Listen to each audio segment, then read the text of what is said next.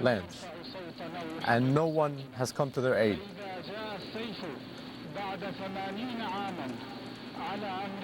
So if the sword comes upon the United States after 81 years,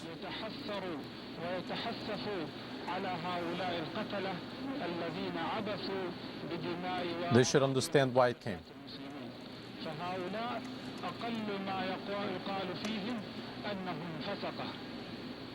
We should say that they're hypocrites.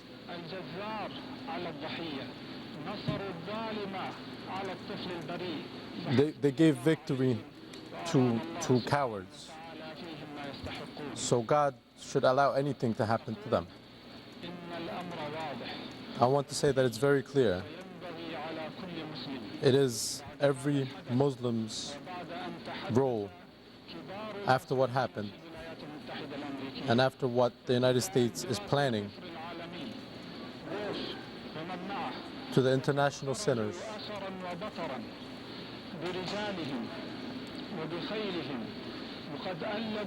They have come out with their men and with their military to fight Islam, and it is our role to defend Islam.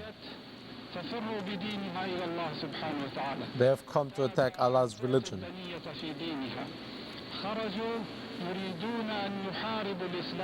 They have come to fight Islam. And they tell the world that they're fighting terrorism.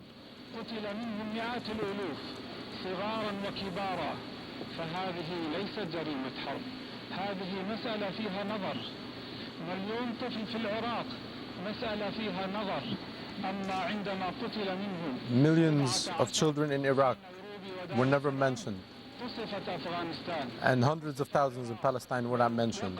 But in Nairobi, when a few Americans died, it was a world event.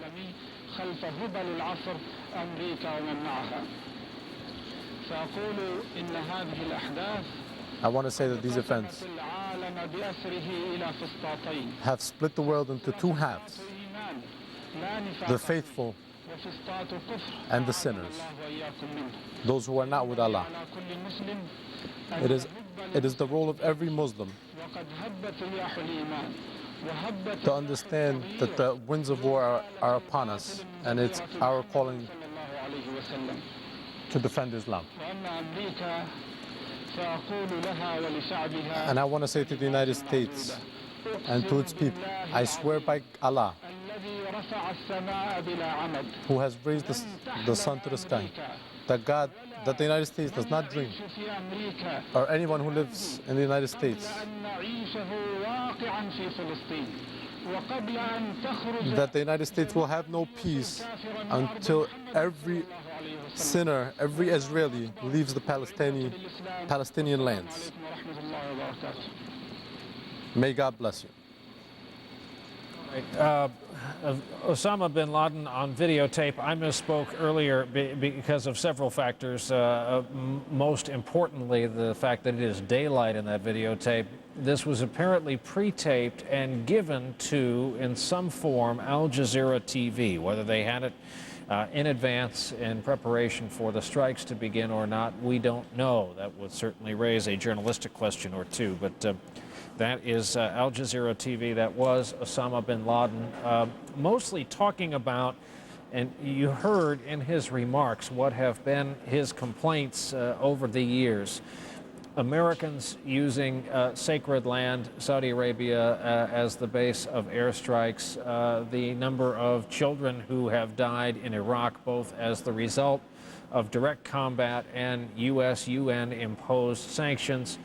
These are the sources of his anger against the United States chiefly, and others tangentially. And he is calling on other like-minded individuals to support that effort as the airstrikes have begun today. This is an extraordinary piece of videotape. There are American defense and intelligence officials who are going to be looking very hard for that cave, that bluff, that location, trying to figure out when and where those pictures were taken. Bin Laden was surrounded by some aides, some security people, his spokesman, and more than one automatic weapon. He is very much an enigma to some. He is a child of great wealth who, because of political dissatisfaction, grew up to be a terrorist and has used all the forces at his disposal. Here's the way Associated Press is telling it. Bin Laden himself took the microphone and said America was hit by God in one of its softest spots. America is full of fear from its north to its south, from its west to its east. Thank God for that. The Associated Press goes on to say the video was made in what appeared to be a cave and shot during daylight. Bin Laden appeared composed and often pointed his finger to stress his point. As you see there, he is dressed in military fatigues. He has a very modern Western-looking wristwatch. Again, note the automatic weapon off to his right. I'm told we're going to re-cue the piece of tape that contains the top of his comments, his very first comments, and run that for you. And we should keep explaining what you're seeing screen right, on the right of your screen next to my image, and that is our night scope from Afghanistan. These are very sensitive night lenses that pick up any source of light. And our correspondent Kerry Sanders is standing by with us. Kerry, that appears to be a vehicle headlight or a handheld spotlight, correct? It's a headlight, and it's really quite a considerable distance out, so you can get a full idea of how sensitive the camera is. That's a good 7-8 miles there where you're seeing that light.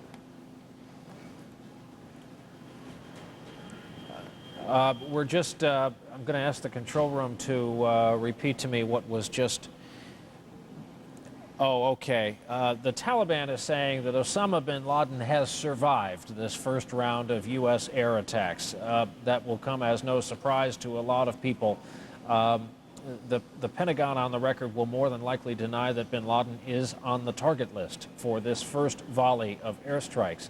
And as our military experts have been stressing and will stress throughout this day and evening, this is so carefully planned and coordinated. They are, if one way of looking at it is they will go from big to small in the use of aircraft. They will start out with large aircraft dropping large ordnance and go down to a more nimble and spindly and quick and lower flying aircraft to drop precision guided munitions. We have with us retired General Bernard Traynor. General, would you concur in the broadest sense with that? Yes, Brian. Right now we're taking out their air defenses, such as they are, any aircraft that they have, probably holding some of the airfields so that aircraft can take off. And we're going after, insofar as we can, their command and control capability. So once that sort of thing is done, then you can bring in any variety of aircraft. They don't have to be stealth. They don't have to be high-flying. And you can go after some more precise targets. In other words, you can go after the Taliban ground forces. They have artillery. They have a number of tanks. They have armored personnel carriers. And they got personnel. And we can use our fast-moving attack jets to go after those. The whole idea is to take apart the military capability of the Taliban and cause their regime to collapse, and in the process unearth bin Laden and his crowd and get them. And General, when you're talking about the smaller aircraft, we've got a couple of aircraft carriers. Are we talking about FA-18s, for example? Yes, the FA-18 and the Air Force F-16 and F-15. All of these are relatively short-legged aircraft, but we have an enormous aerial refueling capability down there. Right. And so these aircraft are not inhibited by the distance that they have to fly. The only thing that would inhibit them at this point is ground defenses. And once they're taken out, they'll be able to have freedom to fly any place in the sky and hit any target they want. As you can see on the screen there, that is a sub-2 Mach FA-18 Hornet. They are carrier-based. They don't carry out traditionally land operations. They are fighter bombers. They can carry all kinds of things on board and be refueled in flight. If the viewers can picture in the mind's eye, we have both traveling control towers and traveling gas stations as part of this operation. There are numerous AWACS aircraft, the kind with the instantly recognizable dish that is held aloft over the top of the fuselage. That is basically an aircraft control tower that is flying a forward air controller that is telling the planes coming in and out, controlling their routes, making sure they're all communicating. Also, we have the aircraft, the KC-135s, the retrofitted, aging but still very effective Boeing 707s that are full of jet fuel, and those are the traveling gas stations. Some of the bombers involved in today's missions started out this calendar day in the United States, and they flew to the east and across the Atlantic in the dark of night and are dropping their ordnance. Some of them will then be based in places like Diego Garcia, perhaps even as far west as Aviano in Italy, but certainly in the theater. It is conceivable that some of them will be back in the United States, if not at the end of this calendar day, early tomorrow. The combination of fast-moving aircraft and tankers have made airstrikes a very quick and global matter for the United States. We are joined now by Preston Mendenhall, a journalist with NBC News and the website MSNBC.com. He has just come from a most interesting event in Islamabad, Pakistan. And Preston, I'm going to let you tell the story. Okay, good evening, Brian. We had a press conference by the Taliban ambassador to Pakistan, Abdul Salam Zaif. He gave basically a 2-minute statement in English. This is the first reaction we're hearing from the Taliban in public. I'll quote a little bit from his statement. Afghanistan is again a victim of arrogance and expansionism. It wants to snatch up from the Afghan Muslim people the present Islamic system. He called the attack brutal, horrendous terrorist acts. And he said nowhere else in the world could this happen, but America is achieving its political goals by launching these horrendous attacks on the Muslim people of Afghanistan, and also going on to say that America has always chosen the militarist approach. Such brutal attacks will unify the whole Afghan nation. He called the attacks colonialism, and they vowed to stand up and fight against these kind of attacks. This is the first we're hearing from the Taliban publicly. Here in Islamabad, the ambassador here is the Taliban's only ambassador left, their only connection and channel left with the outside world. Pakistan still does recognize the Taliban as the legitimate government of Afghanistan. And here we had this press conference. I'm still outside the official residence of Ambassador Zaif. There are about 50 journalists there. It was really a bit of a fight to get in. He just did have this short statement. We tried to ask him about what effect the attacks had on the Taliban, whether they were direct hits on any Taliban military facilities. He refused to answer any of those questions, just sticking by this very short statement, Brian. All right, Preston Mendenhall overseas for us in Islamabad. We are joined now by NBC News Chief Foreign Affairs Correspondent Andrea Mitchell, who is in New York. And Andrea, we're happy to be able to check in with you, and I'm curious as to what reporting you have on this still young American military effort and how it will be viewed, its immediate repercussions overseas. Well, what the Secretary of State is doing and Deputy Secretary Armitage today is trying to combat the impression that bin Laden is selling here, that this is a war between the United States and Islam. So they have been talking to everyone possible in the region. They've been talking to all of the leaders of the former Soviet republics, the Central Asian states, the stands, as you will, if you will, and trying to persuade them that this is going to be a targeted attack. It will be very precise. They will try to, at the same time, deliver as much humanitarian aid as they can, and that they are not waging war on the Arab world or on the Islam world. But this chilling statement, pre-recorded by Osama bin Laden, declares not only the kind of jihad, the holy war that he has declared in the past, but basically broadens the appeal of what he has been saying, to go beyond his immediate followers and to say that it is the responsibility of every follower of Allah to attack the United States. Clearly, an extraordinary statement when he says that the world is now divided in two.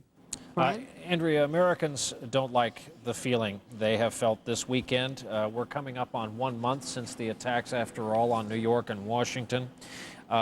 You can't imagine a piece of videotape that would inflame American anger more than watching Osama bin Laden in a cave with an automatic weapon preaching to the United States, a nation he just attacked so violently. What further do you think we will hear from the president, the American government? The president very carefully mentioned the tensions in this country. A lot of Los Angeles woke up this morning to an earthquake there, and people were very scared because of the vibrating earth, and tensions already high. We have no blimps above sports stadiums today. It's a very unusual time in this country. It is an extraordinarily stressful time, and I think this calls upon all people in this country to draw upon our better natures, to not let the kind of jihad that was just declared by Osama bin Laden, to not let that color our responses, our attitudes. And this is a very big leadership test.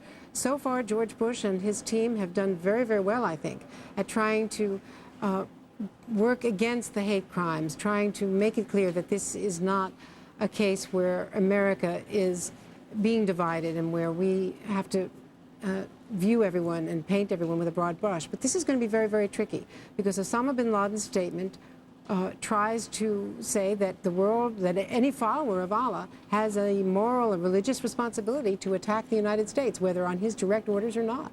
Andrea, we have just learned that for a second time, it's theorized the Northern Alliance was the first entity to open fire in this as kind of a feint early this morning, American time, to kind of upset the Taliban and get them moving perhaps in one direction, and then suddenly along came the Tomahawk cruise missiles, then along came the B-1s, 2s, and B-52s. The Northern Alliance is working hand in glove, apparently, with the United States military. They're coordinating as closely as they can. For Americans who aren't familiar with the fighting force that is the Northern Alliance, how much is there there? How formidable a force are they? They have not really been a formidable force. They have lost every battle in the last few years, with the Taliban being pushed further and further north to the point where they only held about 5% of the country. But in the interim, in the last couple of weeks, they've gotten more military support from Iran, support from Russia. You can see them pictured in new uniforms. They're a pretty ragtag bunch up until now. And there are a lot of factions among them. They lost their most fabled leader, Ahmed Shah Massoud, to assassination by bin Laden Andrea, I have to interrupt forces. you and go to the Pentagon. Don Rumsfeld, the Secretary of Defense, coming to the podium.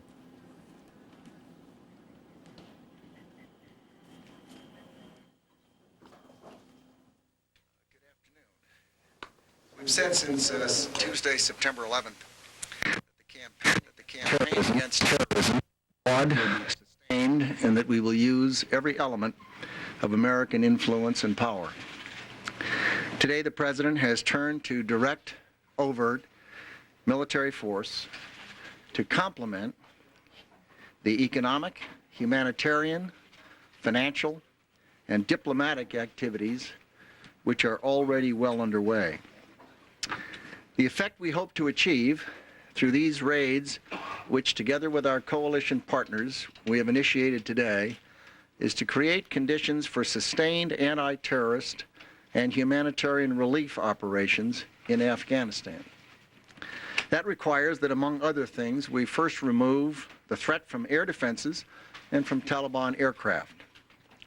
We also seek to raise the cost of doing business for foreign terrorists who have chosen Afghanistan from which to organize their activities, and for the oppressive Taliban regime that continues to tolerate terrorist presence in those portions of Afghanistan which they control. The current military operations are focused on achieving several outcomes: to make clear to the Taliban leaders and their supporters that harboring terrorists is unacceptable and carries a price; to acquire intelligence to facilitate future operations against al-Qaeda and the Taliban regime that harbors the terrorists; to develop relationships with groups in Afghanistan that oppose the Taliban regime and the foreign terrorists that they support; to make it increasingly difficult for the terrorists to use Afghanistan freely as a base of operation; and to alter the military balance over time by denying to the Taliban the offensive systems that hamper the progress of the various opposition forces. and to provide humanitarian relief to Afghans suffering truly oppressive living conditions under the Taliban regime. I want to reiterate a point that President Bush has made often and that he made again today in his remarks. The United States has organized armed coalitions on several occasions since the Cold War for the purpose of denying hostile regimes the opportunity to oppress their own people and other people. In Kuwait, in northern Iraq, in Somalia, Bosnia, and Kosovo, the United States took action on behalf of Muslim populations against outside invaders and oppressive regimes. The same is true today. We stand with those Afghans who are being repressed by a regime that abuses the very people it purports to lead and that harbors terrorists who have attacked and killed thousands of innocents around the world of all religions, of all races, and of all nationalities. While our raids today focus on the Taliban and the foreign terrorists in Afghanistan, our aim remains much broader. Our objective is to defeat those who use terrorism and those who house or support them. The world stands united in this effort. It is not about a religion or an individual terrorist or a country. Our partners in this effort represent nations and peoples of all cultures, all religions, and all races. We share the belief that terrorism is a cancer on the human condition, and we intend to oppose it wherever it is. The operation today involved a variety of weapon systems, and it originated from a number of separate locations. We used land and sea-based aircraft, surface ships, and submarines, and we employed a variety of weapons to achieve our objectives. As President Bush mentioned in his statement, dozens of countries contributed in specific ways to this mission, including transit and landing rights, basing opportunities, and intelligence support. In this mission, we are particularly grateful for the direct military involvement of the forces of Great Britain. To achieve the outcomes we seek, it is important to go after air defense and Taliban aircraft. We need the freedom to operate on the ground and in the air, and the targets selected, if successfully destroyed, should permit an increasing degree of freedom over time. We have also targeted command facilities for those forces that we know support terrorist elements within Afghanistan and critical terrorist sites. President Bush has repeatedly emphasized that we will hold accountable any who help terrorists as well as the terrorists themselves. Before I take your questions, let me say that to say that these attacks are in any way against Afghanistan or the Afghan people is flat wrong. We support the Afghan people against the Al-Qaeda, a foreign presence on their land, and against the Taliban regime that supports them. What took place today and what will be taking place in the period ahead is a part of the measured and broad and sustained effort that the President announced shortly after the attacks on September 11th. General Myers, the Chairman of the Joint Chiefs of Staff, will make a few remarks before we respond to questions.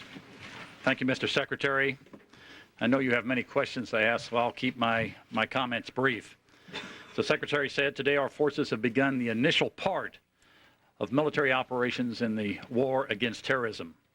About 15 land-based bombers, some 25 strike aircraft from carriers, and U.S. and British ships and submarines launching approximately 50 Tomahawk missiles have struck terrorist targets in Afghanistan. The first target was hit at approximately 12:30 Eastern Standard Time, and operations continue as we speak. As the Secretary said, these efforts are designed to disrupt and destroy terrorist activities in Afghanistan and to set the conditions for future military action, as well as to bring much-needed food and medical aid to the people of Afghanistan. I want to remind you that while today's operations are visible, many other operations may not be so visible. But visible or not, our friends and enemies should understand that all instruments of our national power, as well as those of our friends and allies around the world, are being brought to bear on this global menace. We are in the early stages of ongoing combat operations, and our outstanding men and women in uniform are performing just as they've been trained to do, and that is to say, superbly. With that, ladies and gentlemen, we're ready to take your questions. Mr. Secretary, might I ask, I know you don't want to give too many details, especially early on, you said 15 land-based bombers, approximately 50. Could you tell us whether B-1s, B-52s, and B-2s were used in this? They were. B-2s were used. And did you hit, we're told you hit a broad range of targets. Did you hit air bases? Did you attack Taliban jets and air bases? Well, as I indicated in my remarks, it is certainly necessary if one is going to engage in humanitarian activities that involve the air or the ground, that one would not want to try to do that as long as the Taliban had aircraft or air defense systems that could pose a threat to U.S. personnel. Just one brief follow-up. Did the B-2s, were they flying round trip from the United States as they did on the Kosovo operation? Yes, they flew from the continental United States. Tell us how extensive the humanitarian effort has been thus far, and how many C-17s worth of various types of refugee food and blankets and medicine are you dropping? Is there some way to quantify? It started 20 or 30 minutes ago and is just in its beginning stages. Can you give us some description of how many tons of food and medicine you're trying to deliver? Well, we could. As I say, it's in the beginning stages, and this is a first day. The first day was something like 37,000 rations, as I recall, 37,500. But whether or not that will all get delivered is something we won't know for a few hours. It's more than just food, is that correct? It does include some medicines and that type of thing. General Myers, can you give us a sense of the weapons being dropped by the bombers? The Secretary said this is not an attack against the Afghan people. That would be flat wrong to say. That presupposes we're using precision-guided weapons to avoid casualties. All three of those bombers you mentioned can drop these JDAM satellite bombs. Is that the sort of ordnance being dropped today? We are using, or essentially have at hand, all our conventional munitions, but you're right, Tony, that the majority of them are precision weapons, but not exclusively, because some targets, we try to match targets and weapons and their effects. Mr. Secretary, you said, and General Myers said, that the raids have been ongoing now for about 2.5 hours, but using 50 TLAMs. One would assume that there is an end to this initial phase. Can you tell us if this initial phase is going to go on much longer, or is it, for all intents and purposes, over as of this one is concerned? It is not yet over. Secretary, was Osama bin Laden targeted in this raid? And can you give us, understanding that it's still early, any preliminary assessment of how successful these attacks have been? No, it's far too early to try to measure success, and the answer is no with respect to him. This is not about a single individual. It's about an entire terrorist network and multiple terrorist networks across the globe. We would not have actual reports on the success of the various attacks for some time. Mr. Secretary, are the airdrops that have, you say, just begun, will that be a continuous operation, or is this a one-time effort? Well, the President's approach to this is that it will be continuous, but that it will be broadly based, and it will be economic and political and diplomatic, as well as military, overt and covert. The fact that one sees a cruise missile on television at one moment and does not at another moment ought not to suggest that the pressure And the president's approach to this is anything but continuous. It is continuous. The humanitarian part, I was referring to the airdrops. Is that to be continuous? I don't know quite what continuous means. 24-hour days, 7 days a week? No, unlikely. On the other hand, once there is an opportunity to begin the humanitarian effort on the ground, I suppose it could be characterized as continuous. Mr. Secretary, can you give us any idea whether or not this is, I know it's still ongoing, but is this essentially a one-day operation in this phase, or should we expect that there'll be more activity tomorrow? And the second part, will the United States impose essentially a no-fly zone over Afghanistan as it did over Bosnia and Iraq in the past? I think that rather than trying to characterize what the United States is going to do on any given day in advance, that I would prefer to say that this effort will continue in a variety of different ways over a sustained period of time, and that we intend to pursue it until such time as we're satisfied that those terrorist networks don't exist, that they have been destroyed. No-fly zone? I don't know that I'd want to characterize it as that, although certainly one would think that if one of your early objectives is to deal with their aircraft and their air defense system, Mr. Secretary, it very likely would reduce the number of Taliban aircraft flying around over Afghanistan, I would hope, yes. Have you seen any response so far from the Taliban military? Have they flown? Have they launched anything? Too early to know. Mr. Secretary, the Taliban has basically boasted that Osama bin Laden is still alive, as well as Mullah Mohammed Omar. What would you say to them about that sort of a boast? Well, the Taliban, since the beginning of this, have been rejected every suggestion, request, or demand made by the United States of America and the coalition partners. They have established themselves as being firmly connected to Al-Qaeda and the foreign presence in their country. They've made a choice. And I don't know that there's anything to say beyond that they are what they are. And they're bringing great harm to the Afghan people. You expect the United Alliance to... Can you say anything about the Northern Alliance? Was this coordinated with them? And are they picking up any ground as a result of this, or are they linking up with U.S. forces? Can you give us any sense of what's going on the ground? Sure. There are a number of elements on the ground in Afghanistan, Afghan people, in the Northern Alliance, in the tribes in the south, even some within Taliban that do not favor Omar and do not favor the Al-Qaeda and would wish they were no longer in their country.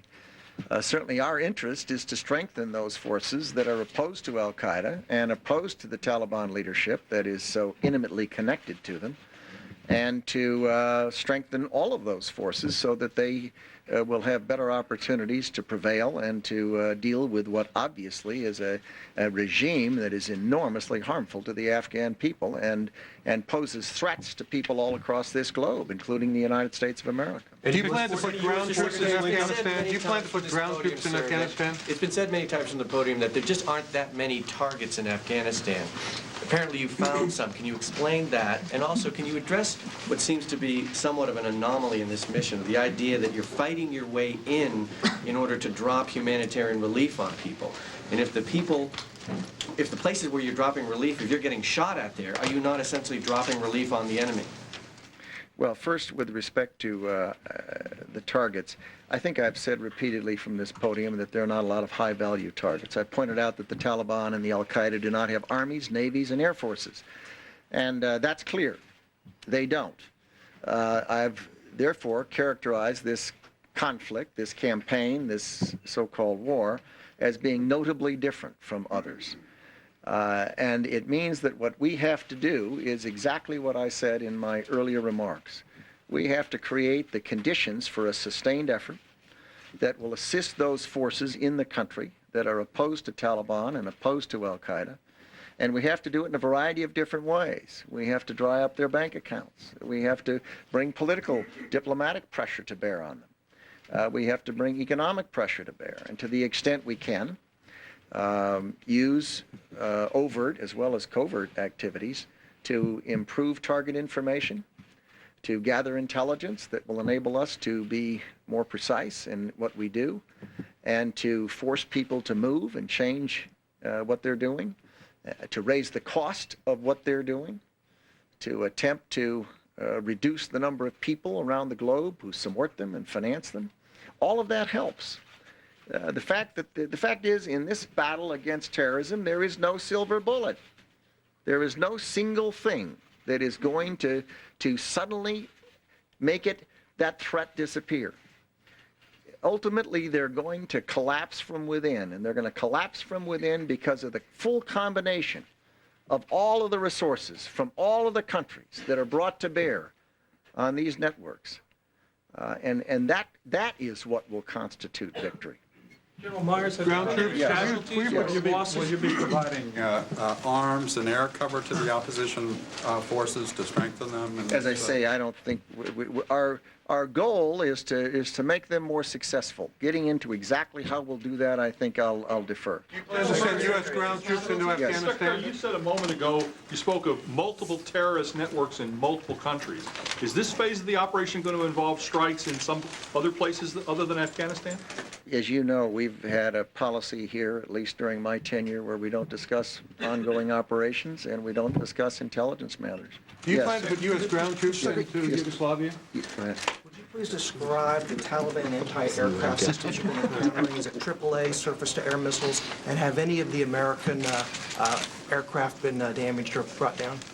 We have no information that any American aircraft has been damaged or brought down at this moment, at least prior to the time I walked in here. There is, as I believe Dick Myers has pointed out, they do have a limited number of surface-to-air missiles, and they have more than a limited number of man-operated, man-mobile surface-to-air missiles. Mr. Secretary, could you give us a sense of how many targets you've hit? More than a dozen? We have no way to discuss the outcome of this operation. Yes, Tom? Are U.S. forces on the ground in Afghanistan now? And more broadly, could you illuminate, if at all, the so-called less visible side of this operation? Not really. If we wanted it to be overt, we would have discussed it. And yes. And a question about the ground forces, please. My first part was, are there U.S. forces on the ground in Afghanistan? If we had, how to phrase this so that it's perfectly clear again, we have not, I mean, yeah, I mean, we've got, I'm disinclined to talk about things that are in process, and if we had significant numbers of U.S. military on the ground, it would have been known by now. Do you plan to send Mr. Secretary? Airdrops, is that predicated on some level of confidence that you've taken out at least some of that air defense threat? We certainly would not be using airdrops in portions of the country where we were not satisfied that it would be safe for humanitarian relief. Mr. Secretary. So we don't discuss operational activities. Mr. Secretary, do you have any, can you tell us if there are any plans to send significant numbers? I answered the question before you asked it. We do, we do not discuss operations. Very much of the country is at least controlled now by the Taliban. Does that mean that, and most of the refugees actually are internally displaced people are in those sections of the country. Does that mean that those areas will not get the relief as quickly, that other non-Taliban held areas will get it more quickly? Well, certainly, non-Taliban areas would get it more quickly. Mr. Secretary, can we define a little bit about the humanitarian airdrops? Are these going to be, for the most part, high-altitude airdrops? You're going to use pallets and parachutes, or just kick them out the way we did over Kosovo and Bosnia? It's more like the latter, but greatly improved. We know the effectiveness of those airdrops was less than desired. So between now and then, they have been working with the delivery means to improve that. We think we can be fairly effective from high altitude, and we're targeting remote locations where it's difficult to get trucks in. This has all been coordinated fairly well, very well, with USAID. Just to follow up, you're not just kicking out the rations, though, by themselves. They're coming down by a parachute or some means to the ground, or are they? No, the delivery mode is pretty much like you described, a little more sophisticated than that, but it's not by parachute. Or C-17. Yes. Is there a danger posed to the people on the ground that you're trying to help as the humanitarian aid comes in? Are you exposing them to fire, or are these two operations wholly separate? There's no risk to the people on the ground that would have an interest in receiving the humanitarian drops. Mr. Secretary, were C-17s used to drop the humanitarian daily rations today, and if so, how many?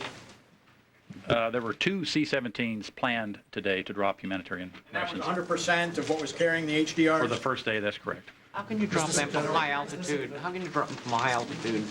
I mean, it's a layperson's question without using parachutes and not destroy them. I mean, well, the system has been designed to do just that, and like I said, they've been testing ever since Allied Force stopped. Shortly after that, we began testing to make sure we could accurately deliver these, and that's been ongoing. We'll be able to put them where we want to put them. well cushioned so that they... Correct. General, don't they have precision radars that can map an area, kind of drop it within a certain bullseye? Well, let me just go back. We have high confidence they'll be able to drop where their intended Afghan citizens are, and there are several ways to do that. Absolutely.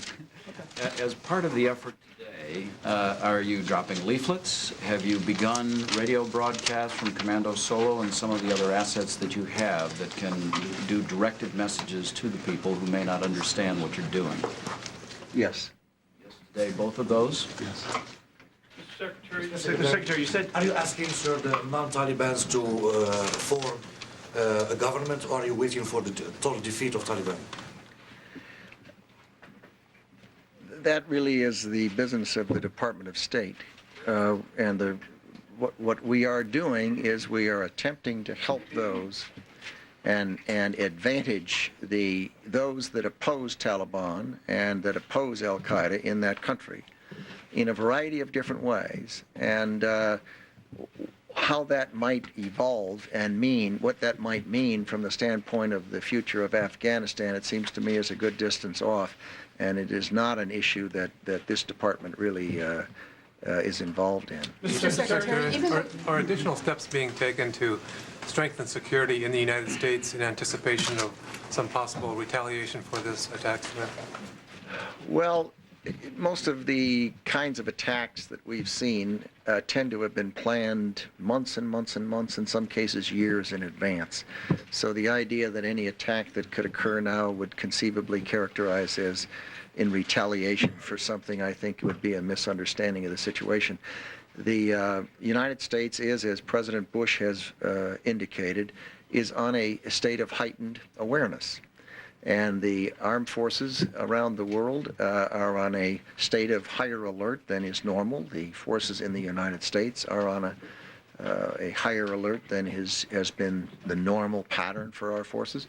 And the various organizations that deal with law enforcement in the United States, the FBI and state and local officials, are certainly aware that as of September 11th, we have to be sensitive to the possibility that there can be various types of terrorist attacks in our country. And as a result, the President has marshaled a great many of the capabilities of the United States government, including the military, to assist in seeing that we do what is possible. But the only way to deal with these terrorist threats is to go at them where they exist. You cannot defend at every place, at every time, against every conceivable, imaginable, even unimaginable terrorist attack. And the only way to deal with it is to take the battle to where they are and to root them out and to starve them out by seeing that those countries and those organizations and those non-governmental organizations and those individuals that are supporting and harboring and facilitating these networks stop doing it and find that there's a penalty for doing it. We'll make this the last question, right in the middle. Yes, sir. Apparently there were strikes in Kandahar and Kabul, and there's some talk about the electricity system going down. Are you running the risk of being characterized as attacking the Afghan people rather than the military targets? You know, in this world of ours, if you get up in the morning, you're running a risk of having someone lie and someone mischaracterize what it is you're doing. What the United States of America is doing is exactly what I said. It is attempting to defend the United States by taking this battle to the terrorists that have killed thousands of Americans, that threaten not just the United States, but regimes throughout the world, because they are determined to find ways to intimidate the rest of the world and to terrorize the rest of the world. And we are determined not to be terrorized. Thank you very much. Thank you. That last quote says it all. We are determined not to be terrorized. The Secretary of Defense and the new chairman of the Joint Chiefs of Staff in office as such for just a few days, the latter, briefing reporters at the Pentagon today about the American military effort that is ongoing. And now we feel free to show you the following piece of videotape. It was early in the morning at Whiteman Air Force Base in Missouri when the B-2 bombers started their engines and took off. From Whiteman Air Force Base in Missouri. It is south of Kansas City. This is the only place where they're based in the United States.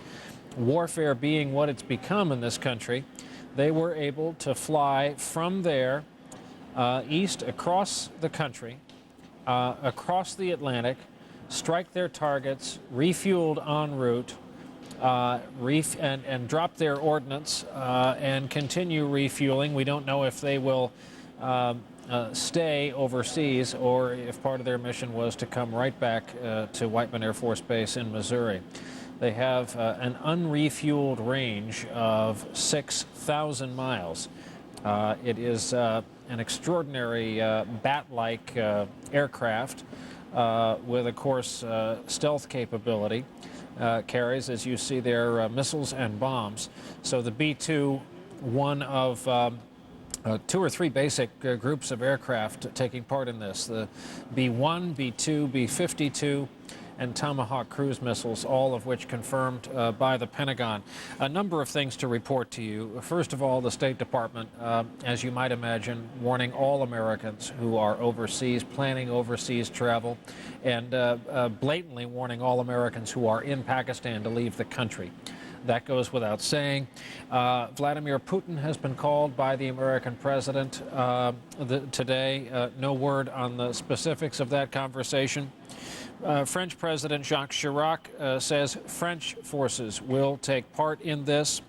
The Japanese Prime Minister says the United States and Britain and their so far joint effort enjoy the full support of Japan. And we're also watching a situation here in the New York metropolitan area, what the Sunday New York Post newspaper proclaimed as a potential lockdown. I'll read you their lead. Security officials are planning an unprecedented high-alert lockdown of the city in the event of a U.S. military strike in Afghanistan, sources told the Post. The term lockdown may be a tad hyperbolic. This will mean further checks on bridges and tunnels and perhaps restrictions on certain ways in and out of the city and certain streets in the city and certain vehicles. But tensions being heightened across the country. This is what we're talking about. We want to go to retired Lieutenant General Bernard Traynor, ex of the USMC, who is these days an NBC analyst. General, distill what you just heard from the Pentagon. What jumped out at you? Well, Brian, there were really no surprises. It was obvious that they were going to go after air defenses, the anti-aircraft weapons, and after command and control. I think the only really new information that came out of it was the fact that the aircraft carriers are in the area and that there were carrier-based aircraft that participated in this attack. That's the first indication that we've had that anything other than the long-range bombers have been involved. What does that tell you? What does that mean in terms of targets? Well, it means that we now have the capability, once the air defenses have been shut down, and we totally control the air, to go in and strike any target that we want. And I would think that having taken out most of the infrastructure on these initial strikes, we'll be going after the Taliban ground capability, their conventional artillery, tanks, and troops. Everything designed to break the back of the Taliban. We heard the Secretary of Defense talk about enhancing the capability of the tribal groups in the south, that means in the Pashtun area south of the Hindu Kush, defecting from the Taliban and in fact turning against them. And with our aircraft dominating the sky, we can support anybody who is going to support our effort in toppling the Taliban. Do you think, judging from what you heard from the Secretary of Defense, do you think it is safe to say that most of the air threat represented by the Taliban has already been suppressed? Well, I think by daylight it will be, and you have to wait for bomb damage assessment. And when they set up an attack plan, they figure out what sort of percentage of destruction they want. Is it 100%, or will 50% or 25% do the job? Then after the attack goes in, through satellites and reconnaissance means, we find out how close we came to achieving whatever the level of destruction was that we had set out. And if we have destroyed to that degree the target, then it comes off the target list. If we designated a target for 70% destruction and we only got 40%, then they'll retarget it and go back and get it again. So it depends upon the BDA. But with the sort of surveillance equipment that we have today and the precision-guided munitions, the chance of really crippling at least 90% of their air defense and air capability is probably well within the realm of reason. Okay, General, thank you. For those just joining us, again, this can't be repeated enough. Some of the larger aircraft that participated in today's missions started their day in the United States. It was about 3:30 a.m. when our NBC station shot these pictures in Missouri at Whiteman Air Force Base south of Kansas City. And as a news organization, we did not report what we knew. We did not air these pictures since we have now had these sorties from the U.S. confirmed by the Pentagon. It is safe to now show you these pictures since it is known that some of these aircraft are from the continental United States. It's an extraordinary mission to fly from Kansas City east out over the Atlantic, over the western lip of Europe, and then into the region we're talking about, accompanied all the while by a KC-135 refueling aircraft, guided all the while by AWACS aircraft. Very candidly, when they were first testing this bomber, there were more UFO reports above the Air Force bases where they were testing these prototypes than of any other time in U.S. history. People were reporting they saw a triangular-looking vehicle. It was unlike anything anyone in the United States had ever seen, and thus it must be a UFO. It turned out to be a very well-designed American bomber, a bomber that's been once again pressed into service. Let's bring Andrea Mitchell into the conversation, our chief foreign affairs correspondent, who is with us from New York. Andrea, I know you've been monitoring the news wires and listening to the support the United States is gathering from overseas, which will be very important and is already important this day one. Absolutely. There are some troubling signals from Pakistan. There is a lot of opposition there, and I think that is going to be watched. It's no accident that Pakistan is not one of the areas from which we are basing American soldiers.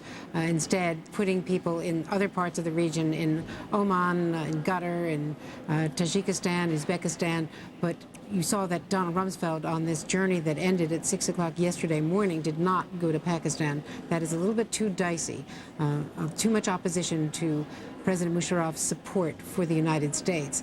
But there has been support from around the world, certainly from Europe, principally no greater ally than Tony Blair, and notably, as we had predicted, British forces were the other forces joining the United States in military strikes, and no hesitance at all from the French, who have hesitated in the past, or any of the other coalition members. Secretary Powell and the President and Deputy Secretaries have been calling all of the leaders, trying to stress that this is not a war against Islam, and that this is a long-term obligation, if you will, by the alliance and by the United States.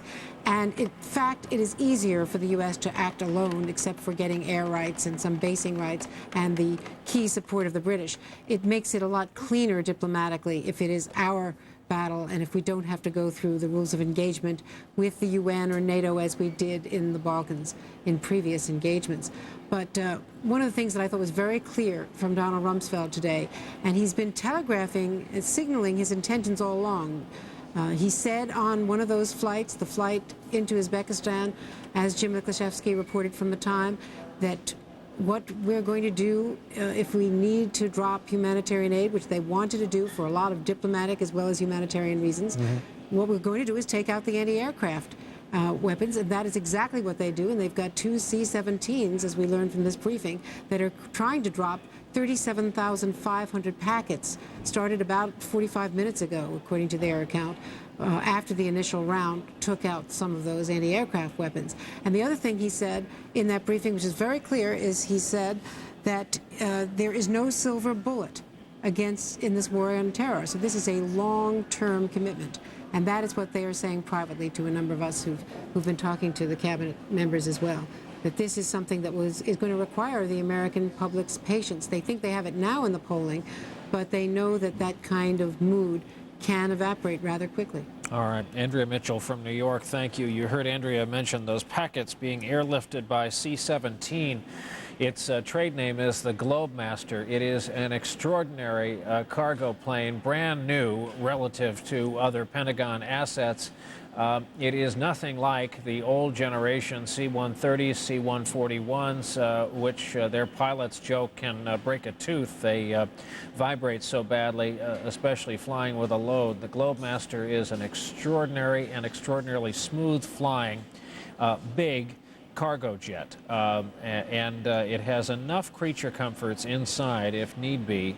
It has more than once carried the President of the United States over hostile territory when Air Force One was too vivid a target.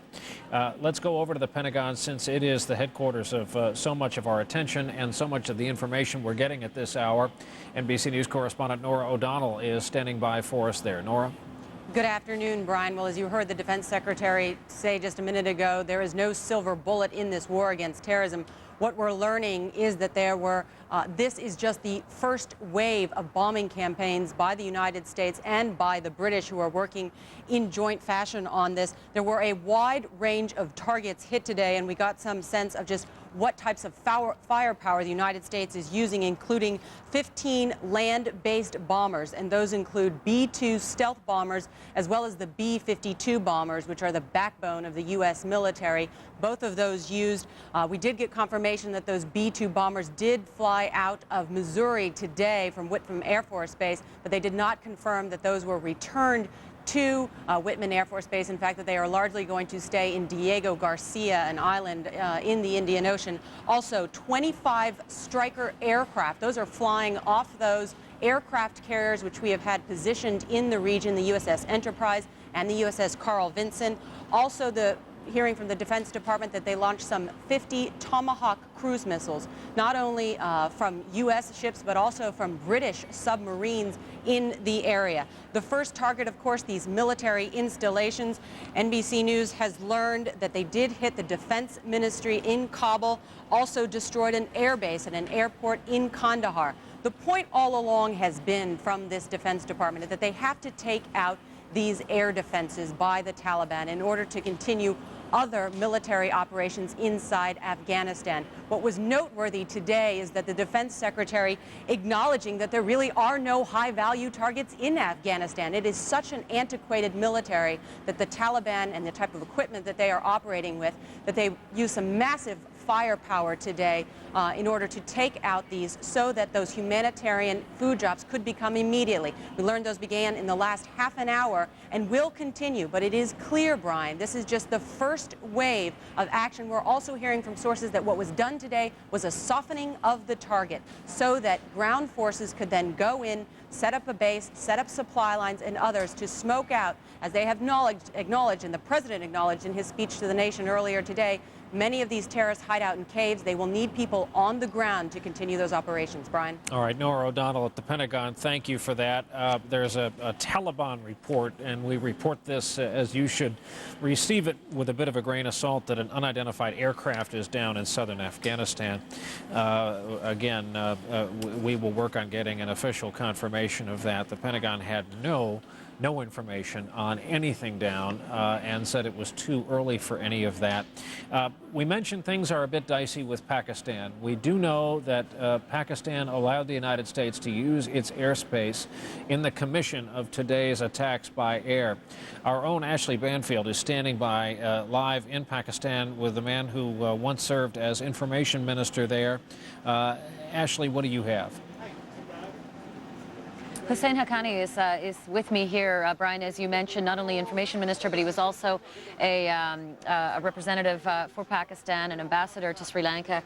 Some of your intelligence sources within the military have suggested, and they are out of Kandahar, reporting back here through Quetta and into Islamabad, some of the damage already, noting 2 of the airports are severely damaged. What else have they told you?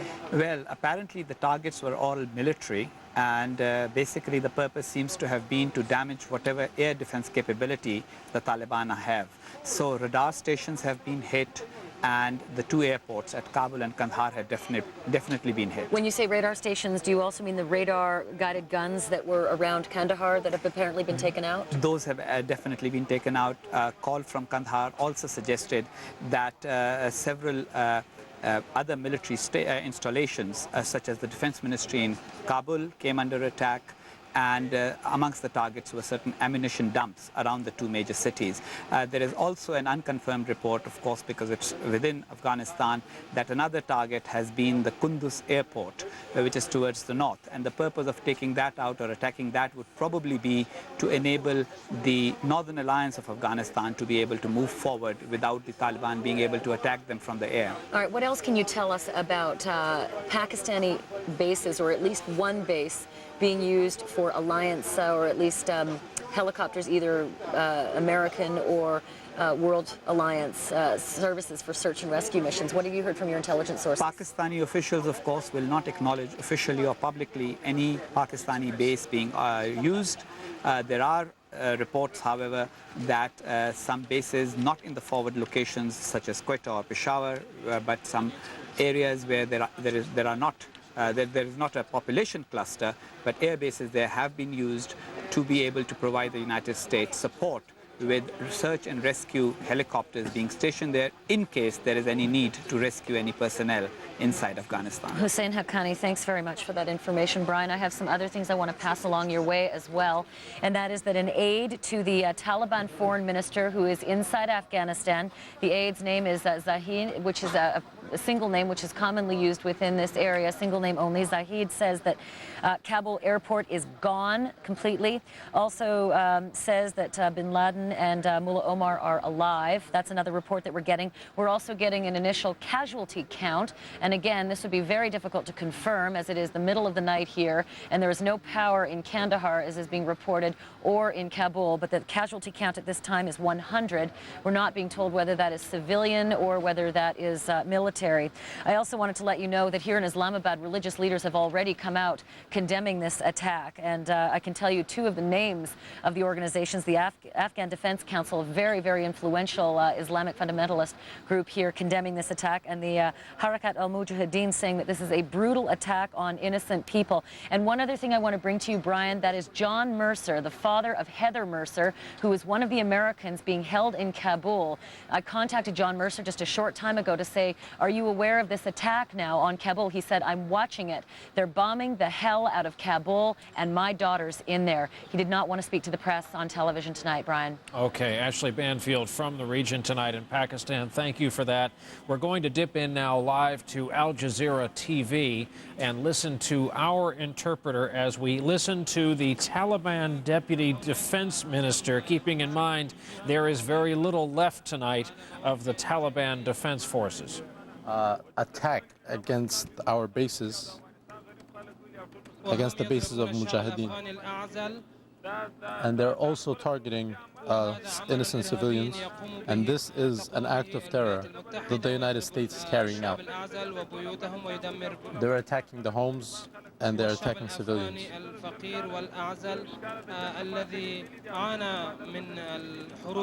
Afghani people have suffered war for a long time, and they know this. So they are the true terrorists. وهذا أمر واضح أنهم يضربون المسلمين وهذا حرب صليبية. It is very clear that they are attacking Muslims, and it's very clear that this is a crusade. The United States says there is a humanitarian campaign as well as a military campaign. How do you see this? How do you see the parallel movement of both campaigns?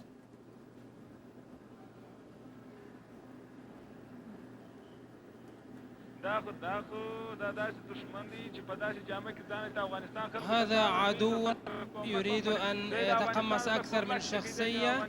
Our enemy wants to claim more than one personality. They want to claim more than one position. يساعد الشعب الأفغاني وأنهم يساعدون الشعب الأفغاني. ولكن أي They want to be seen as helping the Afghani people. الشعب الأفغاني بالقنابل. And yet they want to bomb the Afghani people.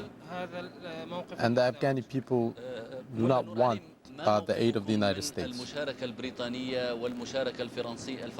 do you feel about the British alliance, the French alliance with the United States?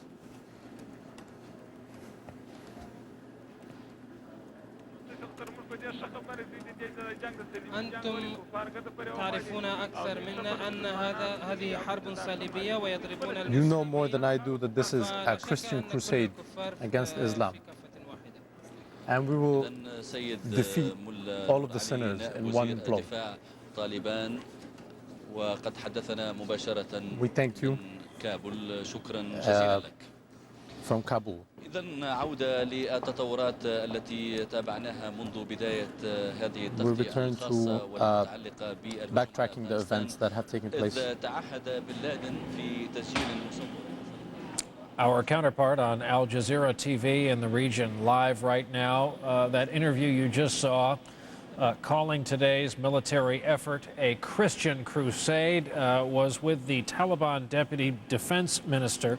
Keep in mind, they have been laid rather flat at this hour with the destruction of their anti-aircraft facilities and much else, including perhaps the power systems to Kandahar and Kabul, and perhaps the airports in each of those cities.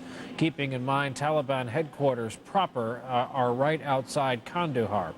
For those Americans who, for whatever reason, are just now tuning in and realizing what is afoot, the United States is quite actively at war at this hour. There are American servicemen and women involved in active air combat right now over the skies of the region, and many, many targets have been hit using a lot of various U.S. aircraft, B-1, 2, 25s, and Tomahawk cruise missiles, among others, used in this arsenal. We have reason to believe that carrier-based F-A-18s are also involved.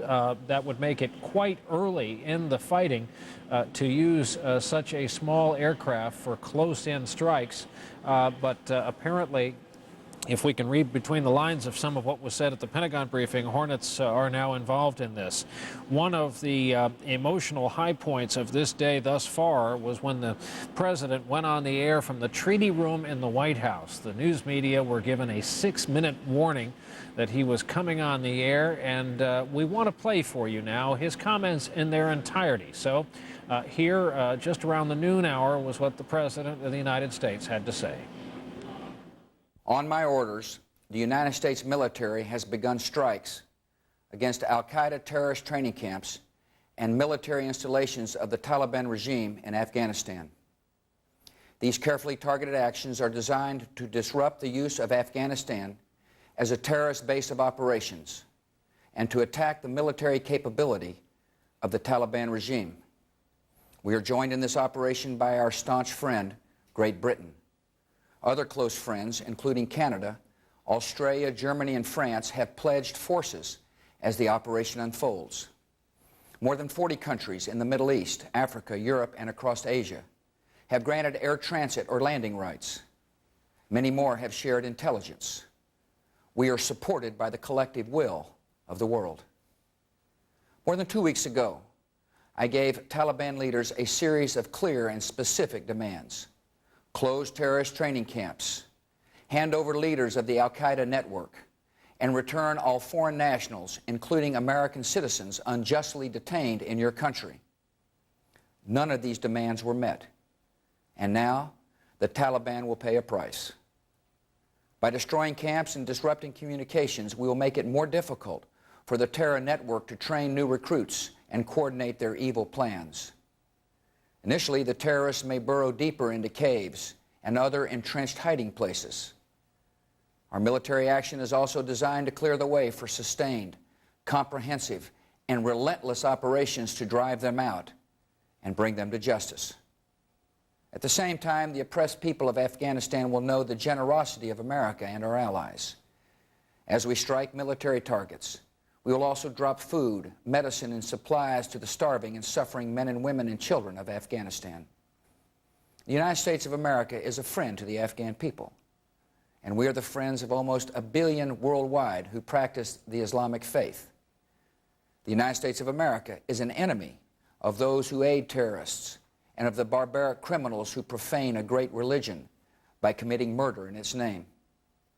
This military action is a part of our campaign against terrorism, another front in a war that has already been joined through diplomacy, intelligence, the freezing of financial assets, and the arrests of known terrorists by law enforcement agents in 38 countries. Given the nature and reach of our enemies, we will win this conflict by the patient accumulation of successes, by meeting a series of challenges with determination and will and purpose. Today we focus on Afghanistan, but the battle is broader. Every nation has a choice to make. In this conflict, there is no neutral ground.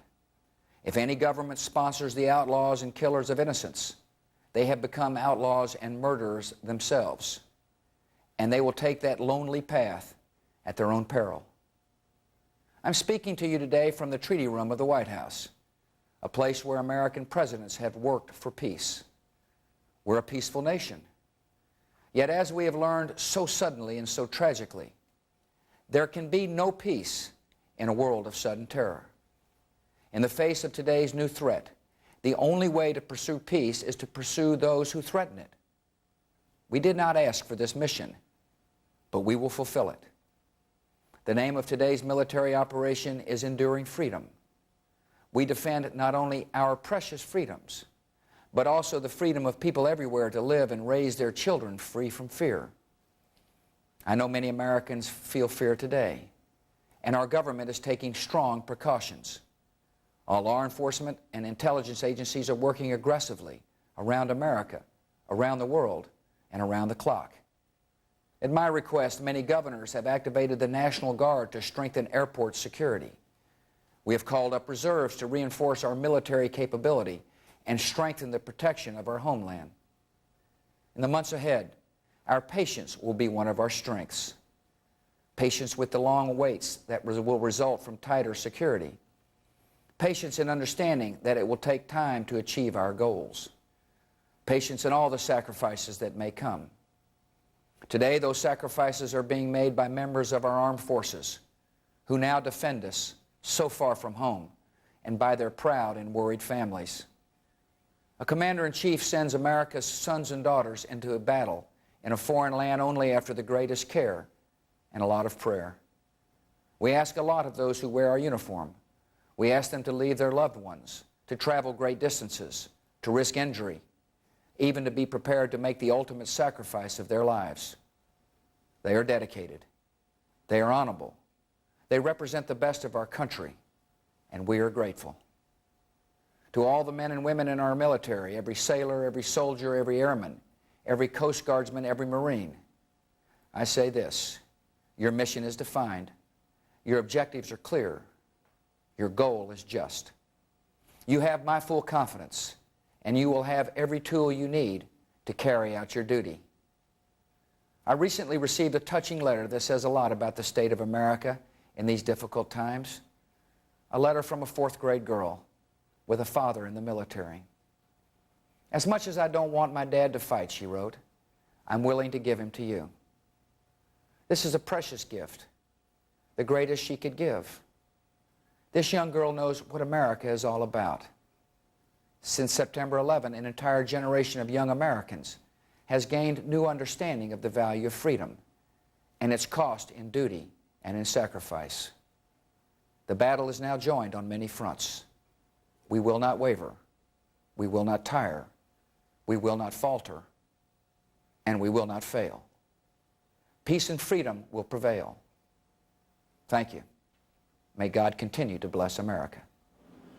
President Bush from the Treaty Room of the White House earlier today in a speech that was designed in part not only to educate Americans as to what was going on overseas, but to calm fears in what was admittedly a very jittery day across the United States and continues to be. New Yorkers woke up to a newspaper report that the city could potentially be locked down in the middle of any military action. Let's check in Midtown Manhattan, specifically Times Square. NBC News correspondent Ann Thompson is there for us. Ann, what kind of day is it in New York? Brian, it is an amazingly normal day here in New York City. In Times Square, the streets are filled with traffic. There are lots of tourists and New Yorkers walking all over the city today. The city has some of its old spark back on this Sunday. In fact, I can tell you it's the first Sunday since September 11th when the city has seemed back to normal. A lot of people are out, they're shopping, they're going to restaurants, and as they have stopped by and we've talked to them, they are expressing broad support for the airstrikes against Afghanistan, but certainly there are grave concerns about the consequences of retribution for the people of Afghanistan and the people of the United States.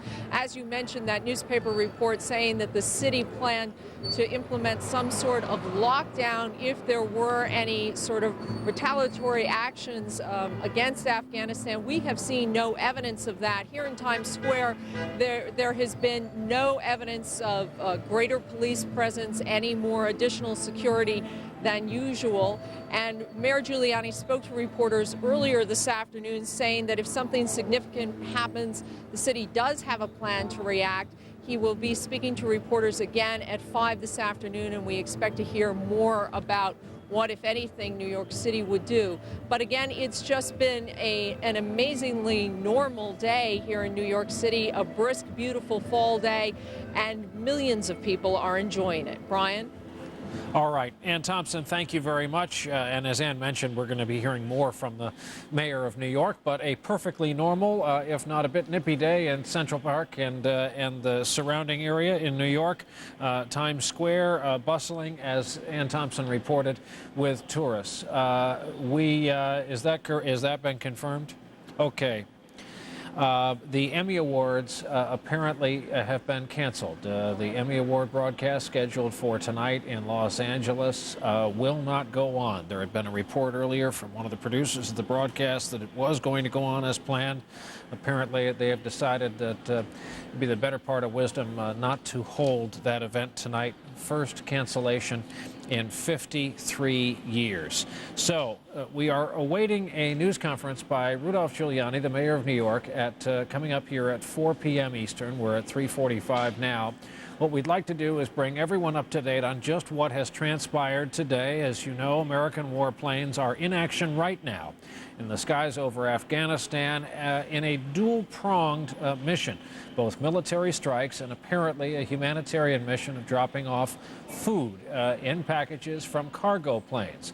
My colleague Lester Holt is standing by with a rundown on just what has transpired. Lester? Brian, I'm here with Dan Garay, our MSNBC military analyst. We have this section of the studio we've reserved off for the last several weeks to give you a picture of what has happened and what may happen. Dan, first let's talk the British acknowledging their submarines and the Pentagon announcing some sea launch activity. This obviously down in the Arabian Sea over here. Way down there, approximately 50 cruise missiles, we're told, were launched from a combination of ships and submarines into the area of Afghanistan. We don't know over Pakistani territory. Absolutely. Pakistani airspace was used for the delivery of those weapons. The targets that we believe we know hit. Kandahar, talk about that. Kandahar is a southern city, the real kind of home base of the Taliban because of the ethnic connection to them. It also was the location of some serious military bases and several terrorist training camps south of Kandahar. Okay, we're going to send it back to Brian right now. Brian? Okay, and we're going to go to Rudolph Giuliani's live press conference in New York. This way. All right. No chance. Can to bring to justice the people responsible for the World Trade Center attack, and also to eliminate terrorism and terrorists so that they can't do the kind of horrible thing they did to the World Trade Center ever again. Our hearts go out to all of the men and women of our military who are carrying out this mission and their families, probably New Yorkers, as well as people in Pennsylvania and Washington, having borne the brunt of this attack on America so directly and so personally, understand more than most the pain and the suffering that families go through when they lose people. And our hearts go out to them, and we hope very, very much that none of them have to go through that pain.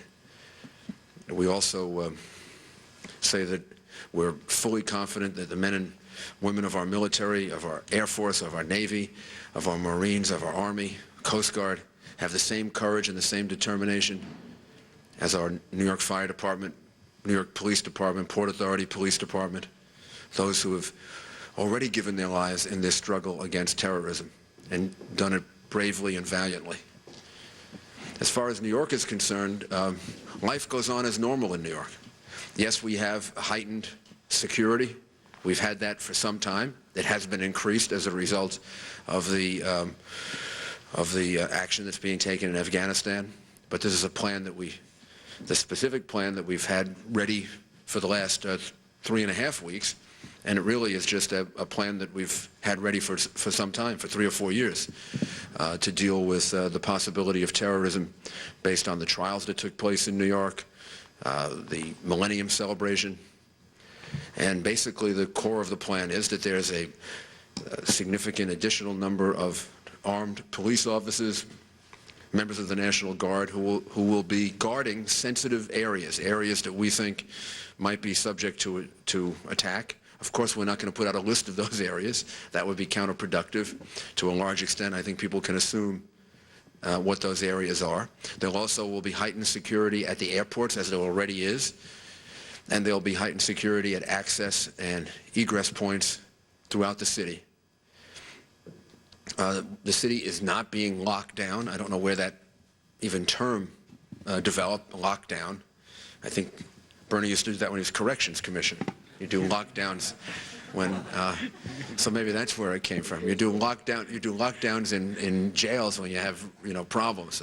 We're not going to do a lockdown. And at this point, we're not going to do anything other than very, very significant additional security. That's the way to handle it. If we get specific information, then obviously, at a moment's notice, we can change that and close things down or stop things. And then if you see us doing that, do not assume the worst. In fact, don't assume the worst. Assume that what we're dealing with is some kind of threat that was made that we have to respond to, and we have to respond to with a little bit more attention and maybe more seriously than we would in the past. We saw that, back in the week or two after the attack on the World Trade Center when we had to do that. I was looking at television before when I came back, and I also got a chance to look at the city from helicopter, and it looks like things are going on quite normally. The Giants are beating the Washington Redskins, which is normal and expected. They usually do. And Times Square seems to be very crowded, and we'll take a walk over there later and just kind of test it out. It was really terrific last night. People were out in large numbers, and when I was down at City Hall this morning walking around, there were a tremendous number of people from different parts of the country who said they came here because they heard that I asked them to come. And I was very, very happy about that. People from Tennessee, Seattle, Los Angeles, and a lot of people from Oregon who have come in as part of a large group from the state of Oregon to show their support for New York. So all of them should continue with their lives tonight, as of course we pay attention to what's going on overseas and pray for our president and pray for our military that they be successful as quickly as possible and that we lose no lives. We hope we lose no lives. Mayor, you're really just asking people now just to get used to life just being different again, since this is all happening, this to continue, that people just have to get used to more security and just go on with their lives that way? From everything that I can tell, this will go on for some time. I do not believe that this is just going to be a one-day event. We're going to have the military action that the president talked about in the speech that he gave 2 weeks ago. We're seeing now the first step in that plan. If I recall correctly, what he said was that this is going to be a lengthy, protracted effort, the purpose of it being to root out terrorism and terrorists and protect America and the world against the possibility of another attack like the one we saw on September 11th. So if that's our goal, then we're going to be dealing with this in one way or another for some time. So we should get used to dealing with it. And getting used to dealing with it means to be concerned about it, to be knowledgeable about it, and to pray for the people who are engaged in the action, and then go about your life. There is very heightened security in the city. There are lots of police, there are lots of National Guard, people are having IDs checked, there are security checkpoints. How much higher can it get than what it's been the last 3.5 weeks? You'll see. It can get higher and more heightened. I don't know that it'll be any different than the first couple of days after the incident. Probably less than that. If people can remember back to what it was like on September 12th, 13th, 14th, 15th, probably less than that, but more than it was in the last 4 or 5 days. What do you expect to be the economic cost to the city of maintaining this kind of heightened security? We will sometime during this week, we will give a talk about the budget. I was preparing that this morning and yesterday, and about the impact on the budget and what needs to be done about it, and how to best deal with it.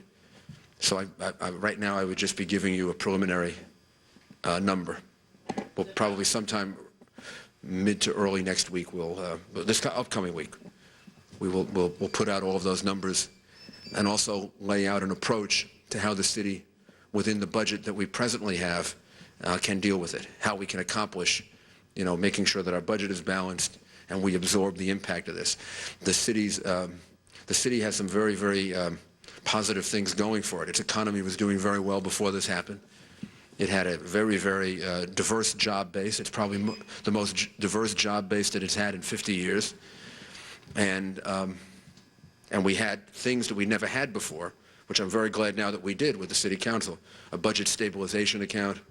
We had a much higher reserve than ever before. We had done very conservative and low estimates of revenues. So there's quite a bit of flexibility to absorb this, although budget action is necessary, and we'll take it, mid to early next week, and then we can give you the exact numbers at that point. Is it baffling to you how many false threats you've gotten, and is there anything that can be done to sort of bring those numbers down? I remember a couple of days right after the attack on the 11th, we had Bernie, we had 90 one day? We had up to 100 in a day. We had 100 in one particular day. And that was back, like on the 13th and the 14th of September. And then as you got further away from the 11th, the numbers started to decrease and go back to normal. But this is what happens, unfortunately. Why people decide to take advantage or act like that during a period like this, only the complexity of the human mind can really explain to you. I don't know why. The hours after the attack of the 11th, we had New York Mayor Rudolph Giuliani responding to the extraordinary number of false alarms that New York has suffered through, and telling New Yorkers and all those who commute in and out of New York and pass through the area by aircraft, by road, that it's going to get a little tighter today, but as you heard him say, security not as tight as the days immediately following the attack on New York and Washington. A few items to tell you about, and we want to repeat this. We said this before we went away to the mayor. The Emmy Awards which have been delayed 3 weeks by the September 11th attacks, have now been canceled. It's the first time in 53 years that the Emmys have been canceled because of the military action that is going on right now. We know a little bit more about the president's last 24 hours. He called congressional leaders last night from Camp David under a high level of secrecy, his request, and told them of the impending attacks on the Taliban. Also, Vice President Cheney, we're told, has been taken to a secure location for the day today, so all day Sunday. And we are led to believe that that does not mean he is in the White House. So that is the latest. The airstrikes continue. The humanitarian drops continue. We want to bring you an exclusive piece of videotape. Preston Mendenhall of NBC News and MSNBC.com has conducted an exclusive interview with the deputy Taliban ambassador. The tape is just into us. We'll now play it for you.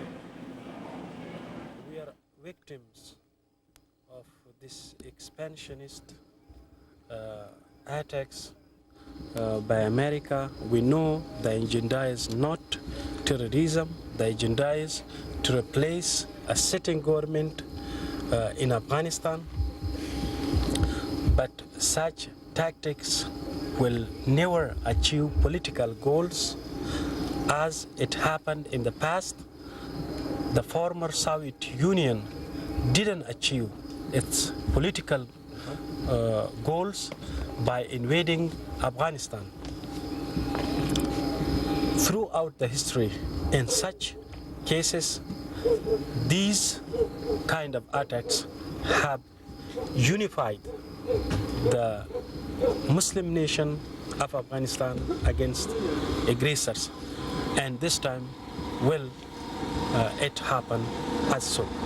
Does the Taliban have the support of the Afghan people? Taliban are from among the people. They are not imposed as efforts are made to impose a surrogate government on Afghanistan by a foreign power. And I believe foreign attacks will further expand the support to Taliban. And what damage was there to the Taliban today? Can you confirm what was hit? I have no confirmed reports. Is the Taliban military still strong, or did it suffer today? The army of the Islamic Emirate will never be broken. We have thousands of places which we made during the last 2 decades, and this will be used.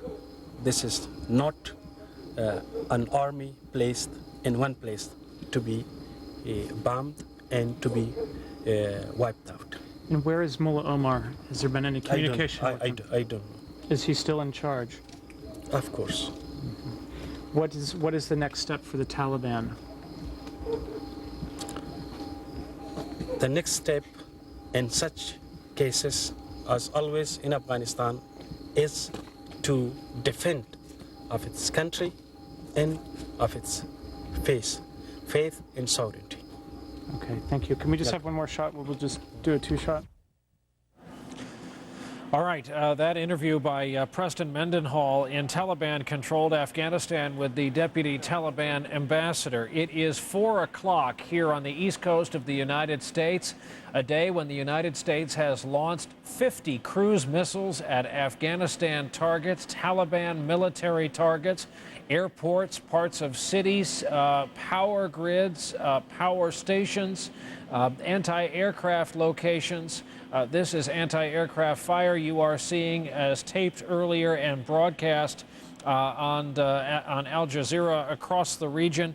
It has been a coordinated strike in conjunction with British military.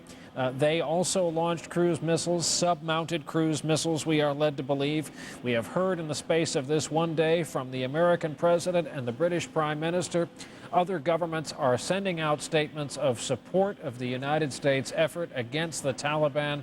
Again, the U.S. appears to be going after the Taliban's ability to take to the air and claim the air for itself. The U.S. is, so they can come in and drop humanitarian supplies at first. This is the first day, it's been made clear all day, of a sustained military campaign. And for more on that, my colleague Lester Holt. Lester? Brian, with reference to the anti-aircraft fire you just showed a moment ago, something we should point out: what goes up must come down. Despite the U.S. efforts to minimize collateral damage, hit civilian targets, they can't control anti-aircraft fire. It's shrapnel. It blows up in the air and it comes down wherever. Once it starts heading back to ground, it's unaimed and could hit anything. So keep that in mind as we see, if any, reports of civilian or collateral damage. It may not be specific U.S. ordnance. It could be artillery coming back down to earth. Now let's talk about what we believe we know in terms of targets hit. Kabul, as we reference the map here, Kabul, the airport. Dan Garay, our MSNBC military analyst, we're now hearing Herat. That's over here in western Afghanistan, an airport. What can you tell me about that region? Well, Herat is both a major military airfield at Herat, but also a major military command center for the Taliban. That is the headquarters of the Corps that really runs that whole border region opposite Iran. Iran, of course, not very friendly with the Taliban. So this is almost a twofer if you go after capabilities at Herat. All right, Kandahar, we talked about that earlier. That's a big strength of the Taliban. Jalalabad. Jalalabad, it's not the city itself, but right around Jalalabad are 4 or 5 of the major terrorist camps. They are the most sophisticated camps. We believe, in fact, that there may have been activity at those camps fairly recently. We have a satellite shot, I believe, from spaceimaging.com of the airport in Kabul. It was taken in 2000. If we can get that on the screen, we'll give you an idea of what it looked like, and it apparently has suffered a lot of damage. There was the satellite shot from spaceimaging.com. It was shot a little over a year ago. We also, I believe, have another shot of one of the alleged terrorist training camps in Duranta. I don't know if we can get that on the screen, but apparently one of the places targeted. What can you tell me about this, Dan, we're looking at? Well, what you're seeing is sort of one typical kind of terrorist camp. There's not much in the way of really built-up facilities, but you can still see sites for actual buildings, or in some cases up in the top part, I think you actually have tunnel entrances. One of the things we can now do with precision munitions is we can actually drive a weapon right into those tunnel entrances, collapse them. Whoever or whatever is in there is gone. Let's talk about the weapons. We have heard B-52s are involved. Here's a model of a B-52 right here. This is a plane, it was a nuclear bomber in the 50s, right. Carpet bombed in Vietnam. How might it be used in this kind of effort? I suspect in this case what it was used for is carrying conventionally armed land attack cruise missiles. Launched probably before it even got to shore. It can carry up to 8 of them externally, fires off, and then returns around. There's nothing stealth about this. You don't want this flying over a battlefield. Not until you know that, in fact, you've completely cleared out the air defenses. Big radar target, big target. The B-1 bomber, this is the swing wing, fast. We've heard this may have been involved. Carpet bombing or again standoff? Well, this one could be used either way. I suspect probably because of its ability to go low and its radar targeting ability that we probably use this going in close. This probably did some of the bombing of places like Jalalabad. Okay, I'm going to skip this F-117 stealth fighter. We don't know for sure this was used. This was don't know yet. But we do know there were strike aircraft. I want to call attention to this F-16. There is a variant called the F-16CJ. This is not it. But let's look at the missile on this wing right here. This is an anti-radiation missile. Explain the use of this and why that might have been very crucial today, this missile. Well, the bombers were probably accompanied by aircraft like this because if the Taliban were to turn on the radars for its long-range air defense systems, that fires back at the radar, tracks back, strikes the radar, destroys the ability of the anti-aircraft defense to target the bombers. So you light up a radar, you have to make a choice. Am I going to eat a missile or am I going to turn it off? That's right. You turn it off, you no longer have the ability to go after these aircraft. Okay, so these are very crucial in terms of accompanying any strike package, as they call it, into the area. Okay, so this is, what is it, 12:30 now in the morning there. Would it be your guess that we're going to see continued targets throughout the night? Well, one of the things, because we know about the time that the B-2s took off, we have B-2s coming in all the way from the United States. It's about a 15-hour flight, maybe a little more, because they have to go all the way around. And so we may actually see, or have just seen, we don't know quite yet, B-2 strikes taking place. That may have been what attacked Herat. We don't know yet. $500 million a copy. Very high-valued asset. Invisible or virtually invisible to radar? Well, certainly invisible to the kind of radar we're talking about. in Afghanistan and almost invisible even to the radars of most very modern powers. We use this over Kosovo with absolute impunity to very high effect. We heard the chairman of the Joint Chiefs reference JDAM, Joint Direct Attack Munitions, that plane can drop. Explain what that is and why it is so crucial. What it really is, it's a kit that goes on what used to be called a dumb bomb. And you can put it on anything from a 500-pounder to a 2,000-pounder. And what it does is allow that bomb with GPS guidance and some fins to actually glide into the target. So the bomber doesn't go actually over the target. It can stand off as much as 15 miles and guide the bomb into the target with about a missed distance of, 5 feet. So very, very close, very accurate. Extraordinarily accurate. Dan Garay, thank you so much. Brian, let's send it back to you in the anchor desk. All right, Lester Holt, thank you. Dan Garay, thank you. We're going to go overseas and check in with our people there, specifically two correspondents. Jim Maseda is standing by in Uzbekistan, and Kerry Sanders standing by for us in northern Afghanistan. Kerry coming to us on a night vision camera. Jim Maseda, you've been reporting all day from Uzbekistan, which just kind of entered the picture with the visit of the Secretary of Defense, their permission for the U.S. to use at least one base there. What can you report you've seen throughout the course of this day and night? Well, let's start with the most recent event, Brian. Just minutes ago, we heard some high-altitude aircraft flying over the vicinity about 2 or 3 miles behind me, which is where that former Soviet air base is, which is now being used by the 10th Mountain Division, the ground combat troops, the American combat troops, which have arrived last night and have been gearing up all day long. Now, it wasn't very clear to us whether they were leaving this area to do some kind of mission or whether they were returning from a mission. Keep in mind that the mission so far has been described by Secretary of Defense Donald Rumsfeld and by the President of Uzbekistan, Mr. Karimov, as being defensive and as being part of force protection. Also that they would be involved in humanitarian operations, and perhaps that is what we were hearing tonight. But the main mission of these troops will be if there are pilots, American pilots, allied pilots, or special operations, special forces downed inside Afghanistan, that it will be the role of these 10th Mountain Division soldiers, who are very used to moving by foot, to go in and get them out. We've been monitoring, Brian, for the past couple of hours, Uzbeki language and Russian language radio and TV stations.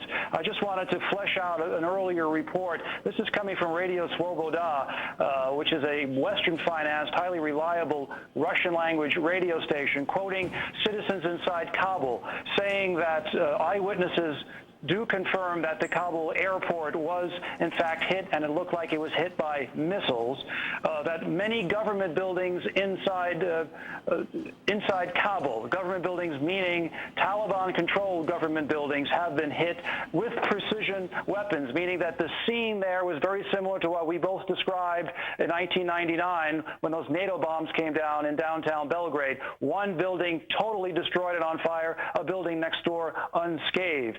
Also, we have reports from this radio station that citizens of Kabul now are fleeing, and they are in a state of panic. Brian?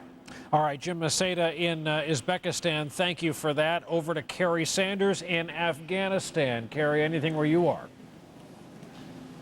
Well, Brian, we're here in northern Afghanistan. We're using the night vision lens, so that's why it's green. Just a short distance from here, about 10, 12 miles, we've got the front where the Northern Alliance, about 1,000 troops here, total of about 8,000. On the other side, about 12,000 troops. If I step out, you can see 12,000 Taliban.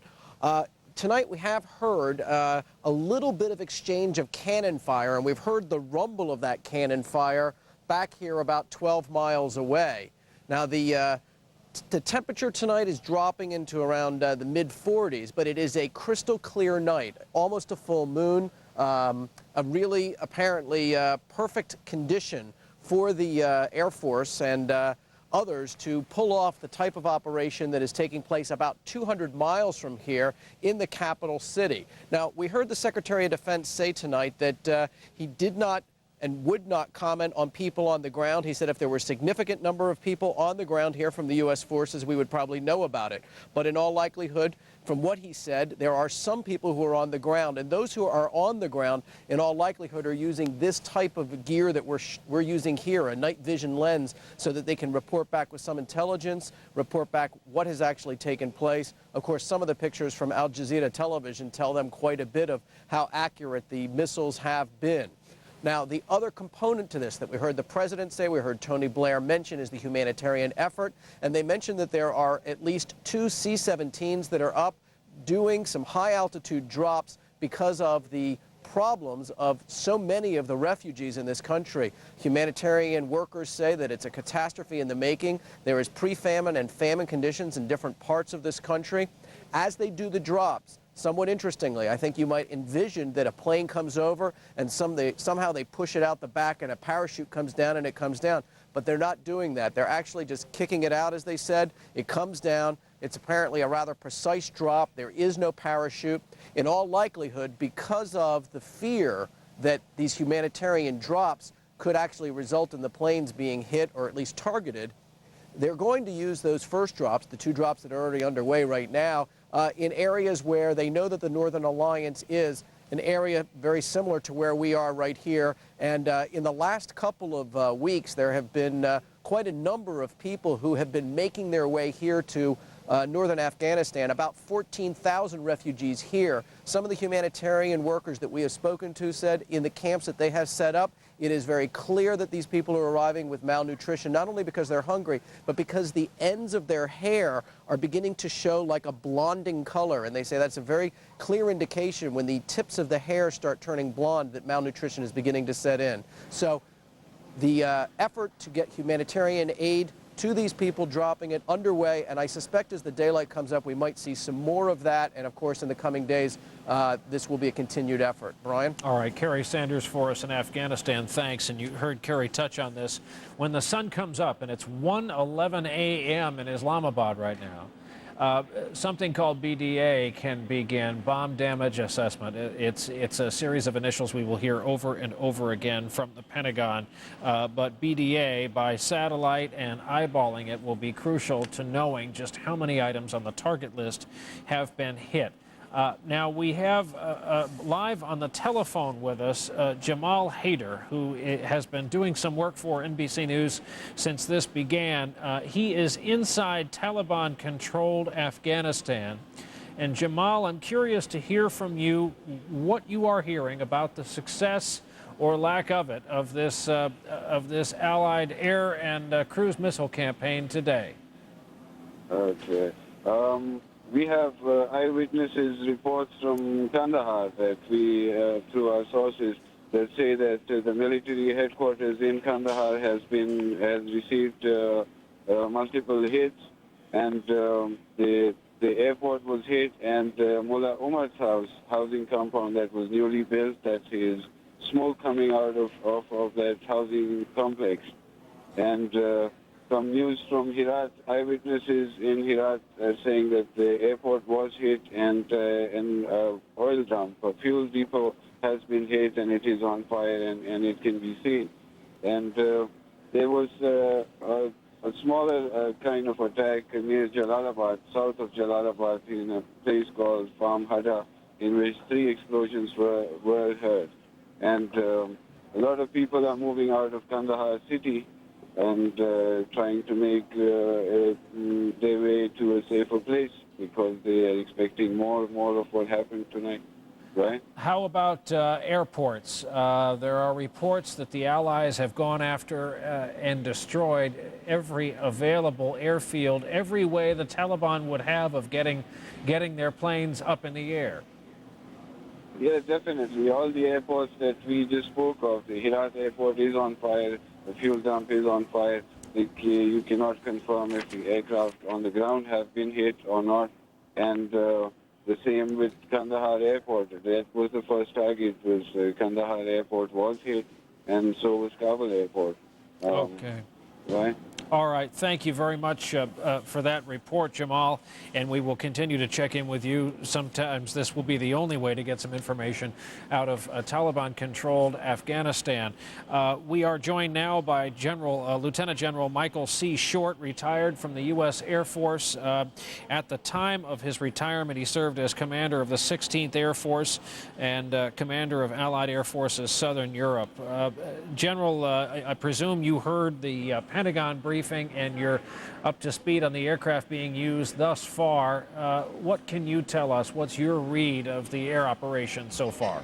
Well, it seems to me, Brian, that we have made an effort to destroy what was at best a rudimentary command and control system throughout Afghanistan. And we've also, I think, probably been successful in taking the first steps to establish air superiority over Afghanistan. If we are going to use manned aircraft such as the C-17, if we are perhaps, and this is only speculation, going to insert Special Forces troops by helicopter, we want to have air superiority to allow us to do that. And if indeed we want to follow up cruise missile attacks or B-2 attacks with manned aircraft, strike aircraft off an aircraft carrier perhaps, again, we would like to have air superiority, and we'd like to break down the command and control system. We would like to drive their integrated air defense system to the degree that it's integrated into autonomous operations. Are you surprised that they are talking about the use of carrier aircraft already?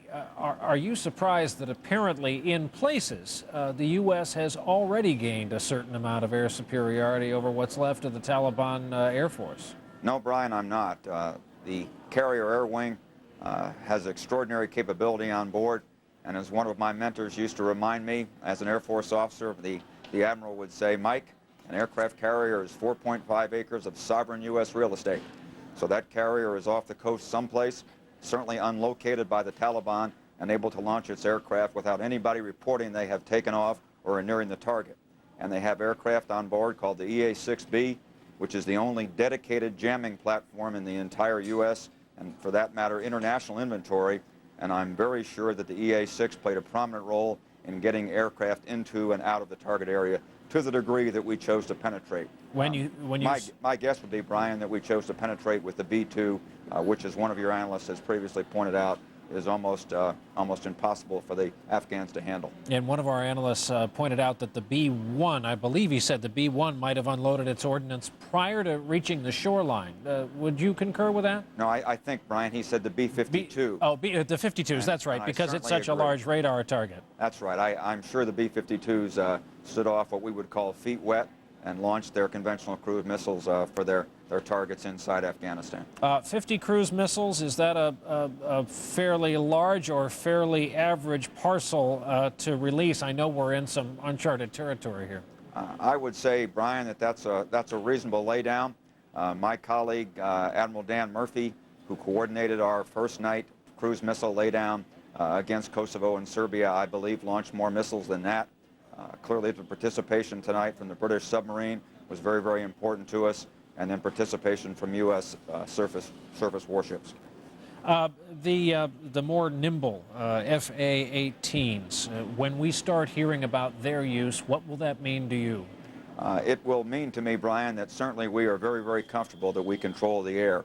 The F-18 and the F-14 both have the ability to deliver laser-guided bombs, but they don't do that from 40,000 feet. They do it from reasonably medium altitudes. You'll remember in Kosovo and Serbia, I restricted our airplanes to dropping from 15,000 feet and above, and I would expect the F-18 and F-14 to be operating in that same environment. We also would use the F-18 and the F-14 if the Afghans were able to get airborne any of their aircraft. Those airplanes are capable of multiple roles. They can drop laser-guided bombs. They can also perform in the air-to-air mission, and the F-18 is capable of shooting harm. I mentioned this earlier in the broadcast. We knew at 3:30 in the morning Eastern Time that the B-2s were leaving Missouri and headed to points east. Explain to our viewers just what an operation that is, to fly from Missouri loaded with ordnance, loaded with fuel, to refuel en route, and how many times must you refuel en route with a 6,000-mile range, drop your bombs, and then do you think they'll overnight at Diego Garcia or try to make it a round trip? Brian, my guess is that they will overnight somewhere in the area of operations in the region, if you will. And again, my guess would be Diego Garcia. To go back to your initial question, it's an extraordinary operation. If you stop to think that the two young men, or maybe an old fighter pilot like me, two middle-aged men, strap themselves into that airplane and fly it by themselves, just the two of them. My guess would be 3 or 4 aerial refuelings to get them to the area of operations. They will have bought a lawn chair from Kmart or Walmart and put it between the seats so they can take turns sleeping. Both be awake for the refuelings and certainly both be awake for the strike operations themselves. But again, in Kosovo and Serbia, we launched them from Whiteman Air Force Base, 33 hours to round trip to Serbian airspace and back, with 3 refuelings on the way in and 3 refuelings on the way back out. The young men and the airplane and the munitions, the Joint Direct Attack munitions, performed superbly. Now, I imagine adrenaline fuels part of that ride, but they're no better equipped not to fall asleep than any of the rest of us. They're probably as susceptible to the forces of nighttime and fatigue. So the mission you lay out really is extraordinary. What an extraordinary distance, unfathomable in the days of the old Pan Am Clipper ships. Brian, it is indeed amazing. We have placed ourselves in the position that we can, to use the old fighter pilot's phrase, we can reach out and touch somebody, anyone in the world, where the President of the United States needs us to do that. And these young people practice these missions in simulators, if you can believe that. Before they operated in support of General Clark and myself in Kosovo and Serbia, they had indeed locked themselves into simulators for 33 hours just to prove that they could do this. So it's an extraordinary capability the nation has, and I will say parochially, extraordinarily gifted young men who do it for us. And you're talking about, big picture, fighting a foreign war from Missouri. Brian, that certainly, we have that possibility, and as you know, we did that for 78 nights. That system was one I could count upon because it is not limited by weather. The JDAM ammunition can be delivered regardless of the weather because it is GPS guided. It does not require laser guidance. Again, the F-18 and F-14 that we talked about earlier, the pilots, the air crews will have to be able to see the target in order to guide a laser-guided bomb. But the B-2 crew is dependent upon radar on board the aircraft and the global positioning system to attack the targets. What's flying time from Missouri to Afghanistan? Brian, I'm guessing probably 16, 18 hours. Okay. And then, as I say, I hope they're able to dump into Diego Garcia once that strike mission is over. That would be nice. Now, what was the mission in the Gulf War that involved Barksdale? What aircraft was that was making round trips? The B-52s were the initial night that the B-52s delivered cruise missiles to, if you will, lead the strike force into Iraq.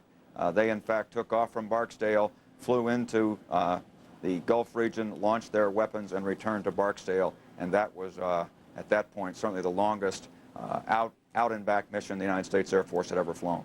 Talk to us briefly about the aircraft that's going to be dropping the humanitarian supplies, the food. I've been fortunate enough to have a few flights on the C-17 Globemaster. It seems, as cargo planes go, pretty incredible. It is an incredible airplane. I know it sounds like I'm just beating the drum for the capability that the United States has in its Air Force and in its Navy and its Marine Corps and its Army, but the C-17 is a superb airlifter. Again, just a crew of 2 up front flying it, and enlisted folks in the back to serve as flight engineers and load masters.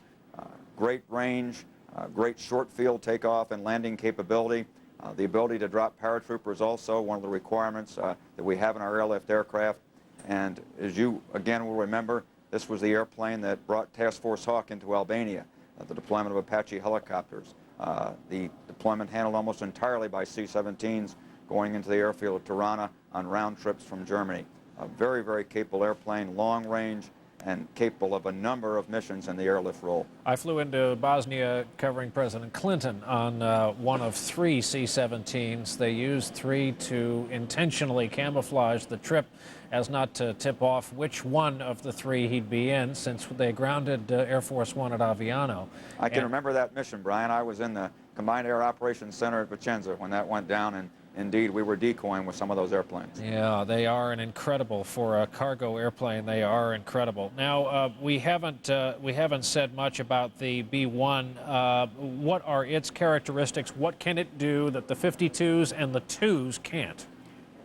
I was very interested to hear Dick Myers and the Secretary say that the B-1 had been involved, because that would not have been my guess. The B-1 is somewhat limited in altitude when compared to the B-52 and the B-2, and it is also not stealthy when compared to the B-2. Its strong point clearly is its ability to fly low and carry a number of weapons. We used the aircraft very successfully in Kosovo against what we term to be area targets. We struck airfields with the B-2, and we struck areas where we thought there were troop and armor concentration. The concern that you have with the B-2 is it is, for the most part, dropping unguided munitions. Again, what we have referred to in the past as dumb bombs.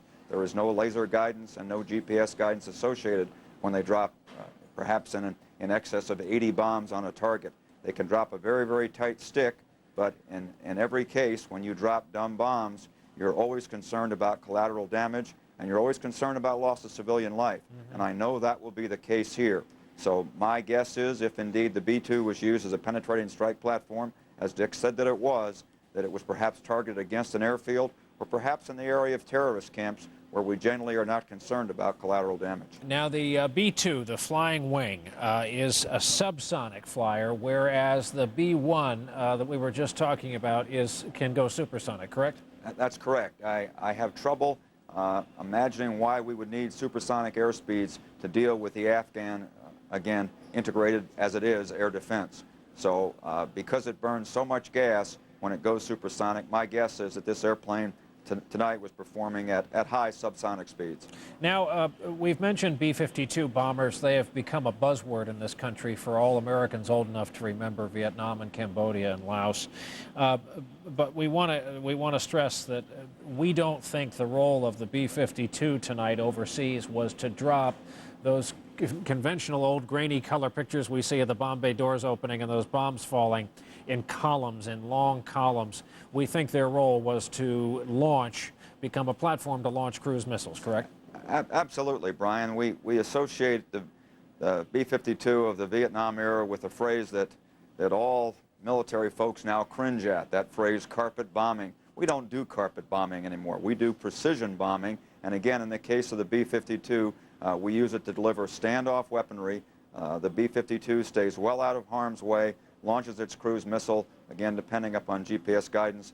As we used to like to say, like the ad for automobiles, this is not your grandfather's B-52.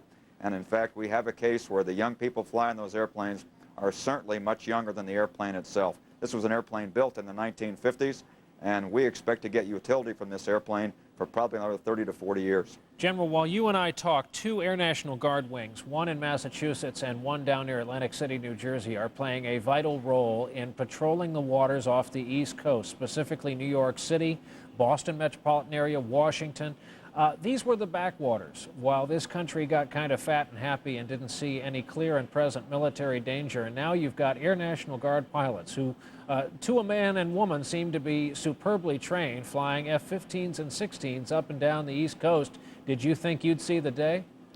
Brian, let me just take a minute and tell you about the role played by the Air National Guard and the reserves in the defense of this country around the world. There was a time when we thought the Guard and Reserve would only be used in World War III, and that was essentially what their role was going to be.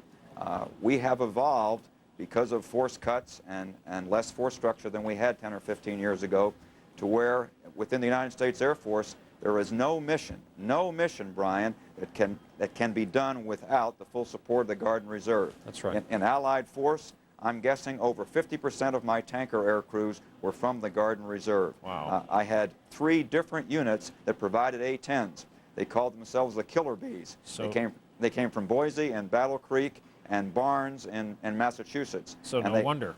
And they operated out of Trapani in Italy and did a superb job. Every time you have a rotation to the Gulf, there are Guard and Reserve air crews there. General Michael Short, it's been a pleasure talking to you, and thank you for sharing your expertise with us on a day when Air Force and its equipment is crucial. Thank you, Brian. Take care. We're going to pause here for just a few seconds. We'll be right back.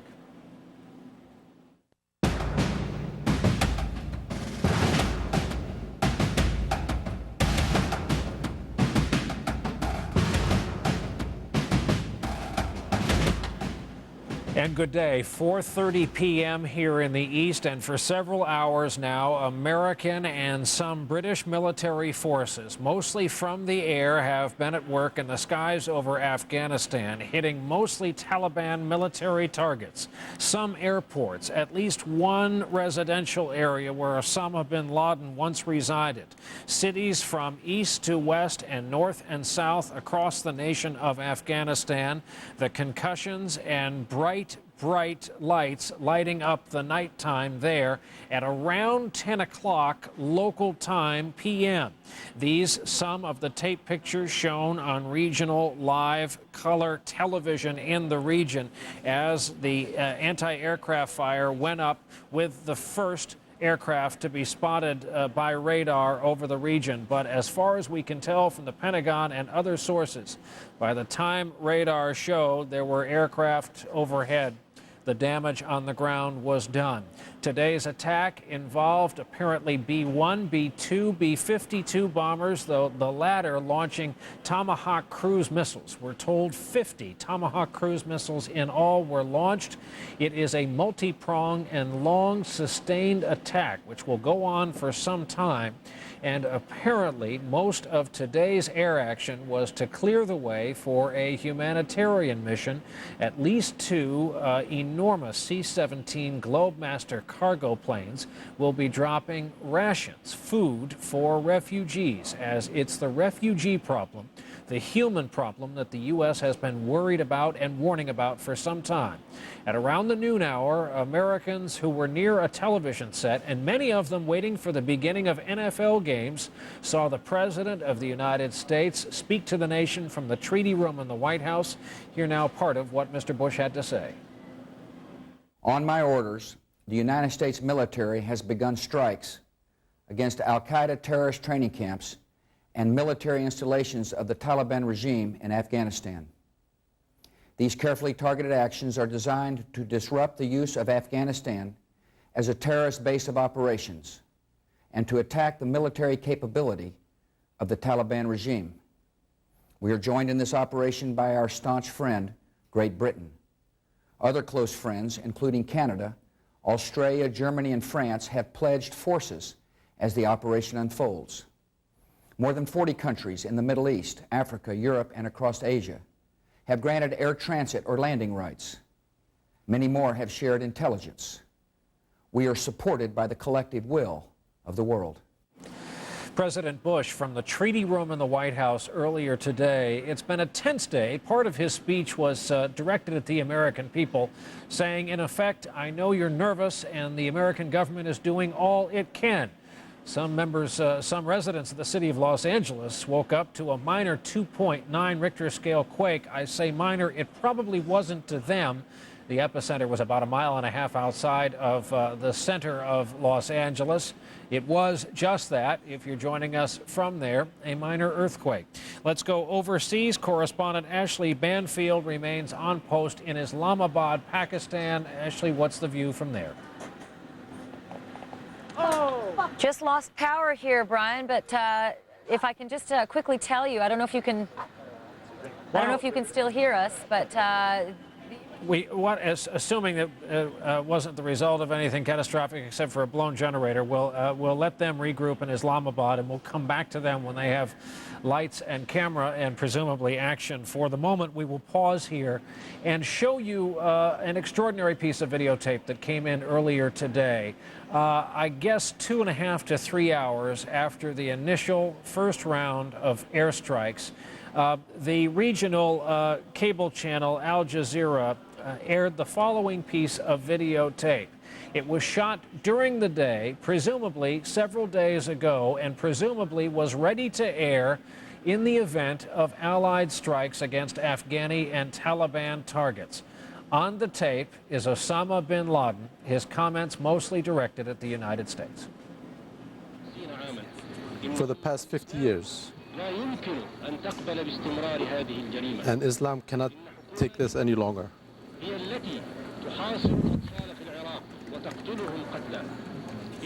This country has killed children in Iraq. This is bin Laden's spokesman. You'll see bin Laden in just a moment. Has given support to corrupt governments in Israel, To the public of the United States, your government is taking you into another failed war. Your government has lost in Vietnam, and they have fled Somalia. And your government today is going into another war that they will be losing.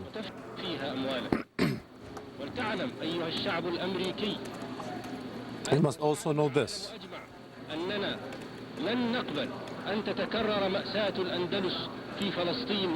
We will not allow what happened in Spain to happen in Palestine.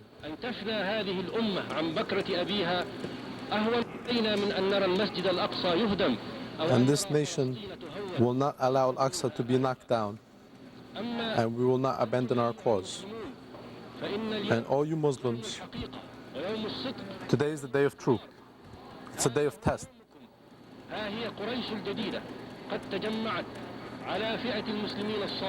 The sinners have come against us.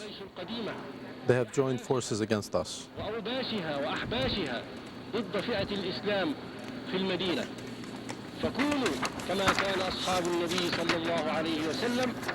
So be prepared, just like Muhammad's allies were prepared.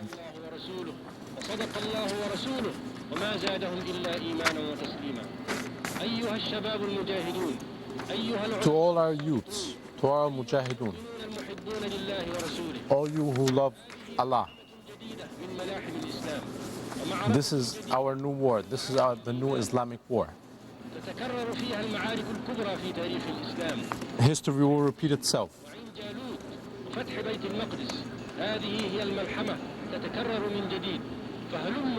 This is another war for Allah. So gather together your forces and be prepared to fight. May God bless all Muslims.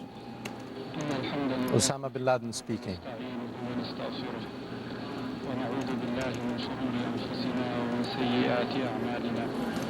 We ask God to forgive us our sins. This is Osama bin Laden on a piece of tape from Al Jazeera TV. We have a live translator talking. I will let you hear his words, but just to underscore, this is apparently today on tape from an undisclosed location. Let's listen in. Furthermore, today the United States has cursed, God has cursed the United States with its own deeds. For God has destroyed some of its greatest buildings.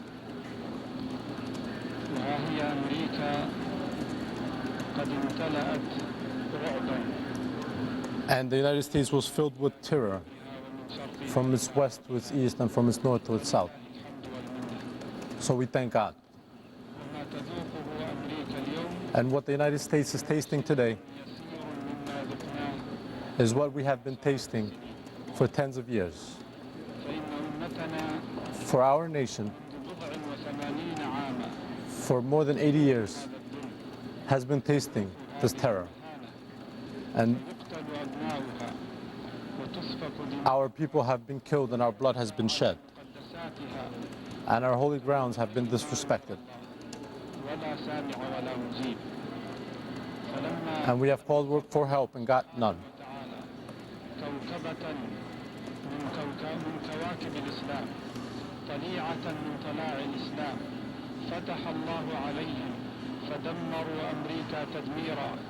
It is one of Islam's soldiers who God has given the wisdom to pay back the United States.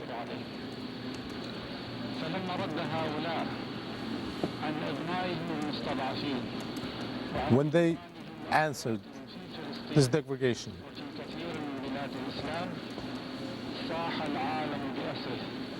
the whole world came to attack us.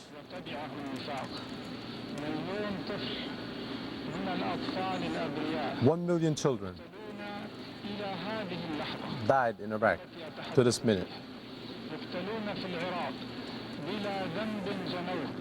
They're blameless, yet they were killed.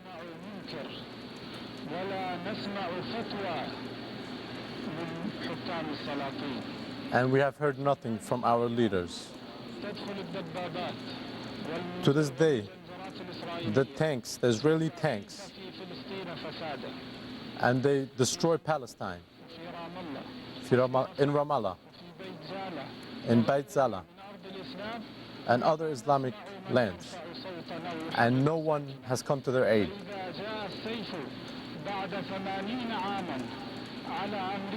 So if the sword comes upon the United States after 81 years,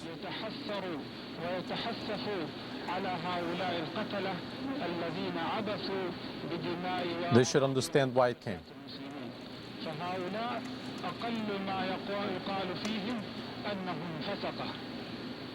We should say that they're hypocrites.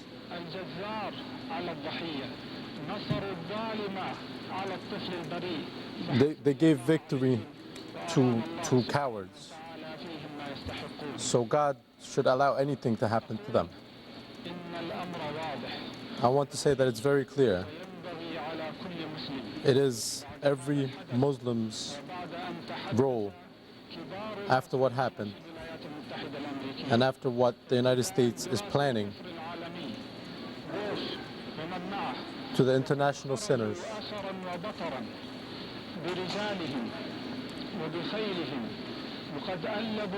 They have come out with their men and with their military to fight Islam, and it is our role to defend Islam. They have come to attack Allah's religion.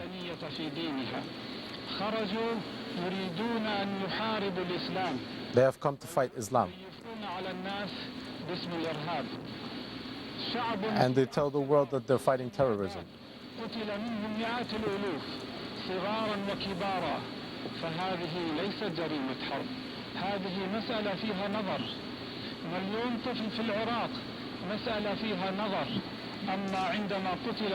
Millions of children in Iraq were never mentioned, and hundreds of thousands in Palestine were not mentioned.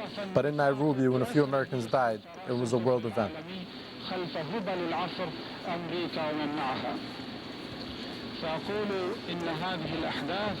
I want to say that these events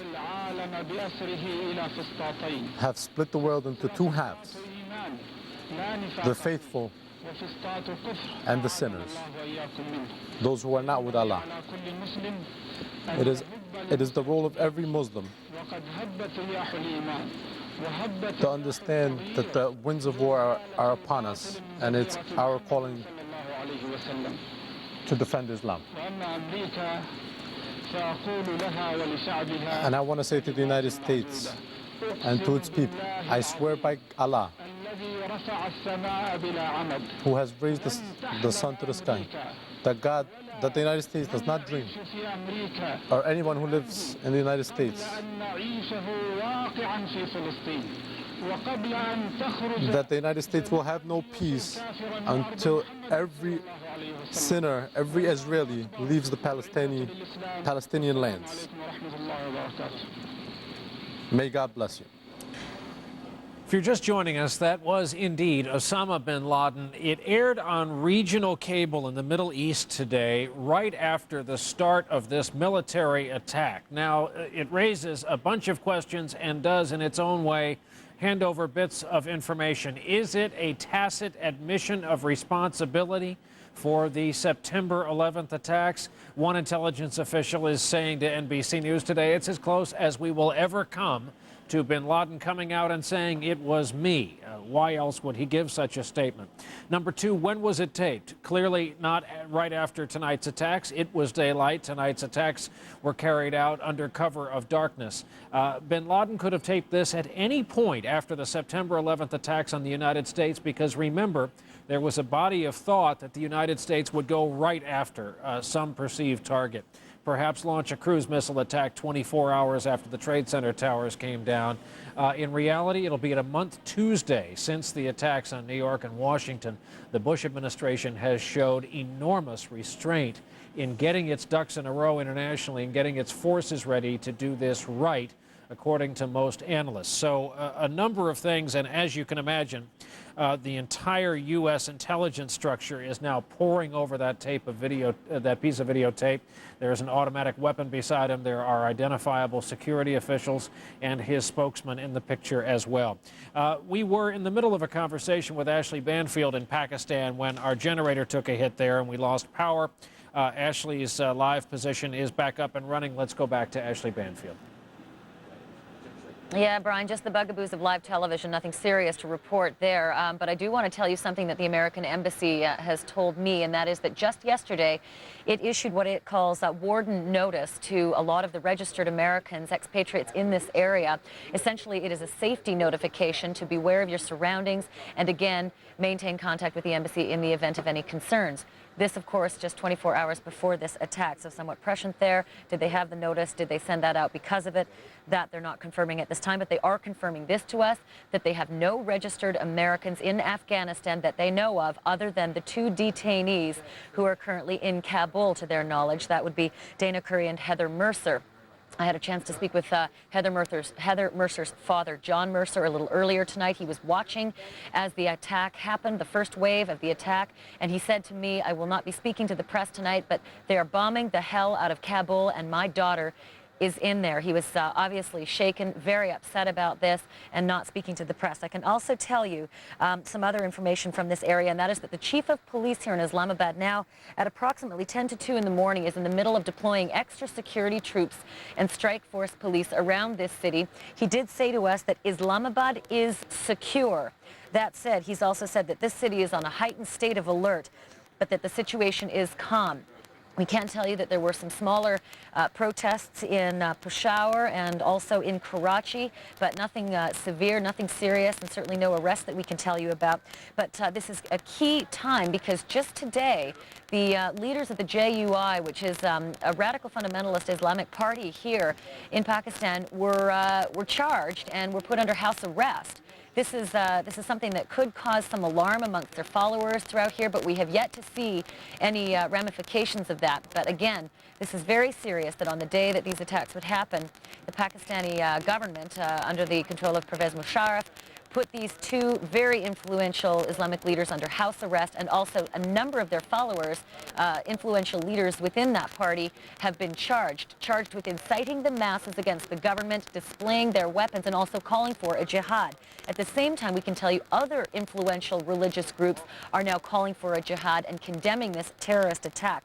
And also I wanted to tell you that in the wake of the police chief telling us that there are increased riot police on the streets, we personally witnessed about 90 riot police that were deployed on the corner that leads to the American Embassy, and I spoke with them with regard to their deployment. They're 24/7 there. They've been there ever since shortly after the 11th of September attacks. They also said that they're not concerned about any uprisings there, but clearly there is some concern in this city, and it remains to be seen as to whether daylight will bring a number of other protests. But I can tell you that directly behind me, the backdrop that you've been looking at, Brian, is the government buildings, and there is a very long stretch, sort of a promenade that can be used for parade areas, and if there's any activity in there, it will be clearly visible from our vantage point. It's been quiet tonight. We're keeping an eye on that, Brian. Okay, Ashley Banfield in Pakistan for us tonight. Ashley, thank you for that. Among the experts whose expertise we've come to rely on is retired Marine General Bernard Traynor. He joins us from Boston. And General Traynor, it's been a little while since you and I last spoke. Let's talk chiefly about what we learned in the Pentagon briefing. Match that up with your knowledge of the equipment we are learning here. General, I know it's hard to make a judgment at this early hour. How well do you think this thing has gone? Well, I think we can draw some conclusions, Brian, at this point based upon past experience. I mean, we have an expert Air Force and an expert naval aviation element that are obviously working here. We know the cruise missiles work well. We know the precision-guided munitions work well. We know the B-2 works well, and the B-1 it's a kind of it's an older aircraft and hasn't been used that much in combat, but it's a very effective aircraft. So there's no reason to believe that given the sort of air defenses and aviation element that the Taliban have, that we haven't been able to devastate it at this point. Now, clearly, there are going to be some targets that don't get the full treatment. They target the weather or pilot error or something, you missed the target, and we get the bomb damage assessment, and then we go back and take care of that. But the whole thing right now seems to be to break down the ability of the Taliban to command and control and communicate with their forces, both air and ground and air defense, and take out the air defenses and take out their aviation capability.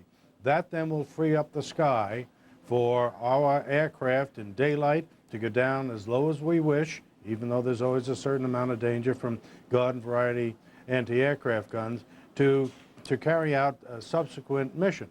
Now, one of the things that I think would help the viewer to kind of understand what is happening, if you would picture Afghanistan with a ring road around it, almost like a beltway goes around a city, right? Except going around, instead of going around the city, it's going around the Hindu Kush, the mountains. And it starts at Kabul, and then it drops down to Kandahar in the south, and then it goes to the west to Herat, and then it goes north around the Hindu Kush up to Mazar Sharif, and then back down through the Hindu Kush and the Salang Pass and the Panjshir Valley back to Kabul. Now, every one of those cities that I mentioned on that ring road are major Taliban military bases. Right. And they will be hit. In addition to the aircraft, anti-aircraft sites, these bases will be hit and to destroy their headquarters and to destroy any troops that are in the area. So this will be part of the ongoing campaign.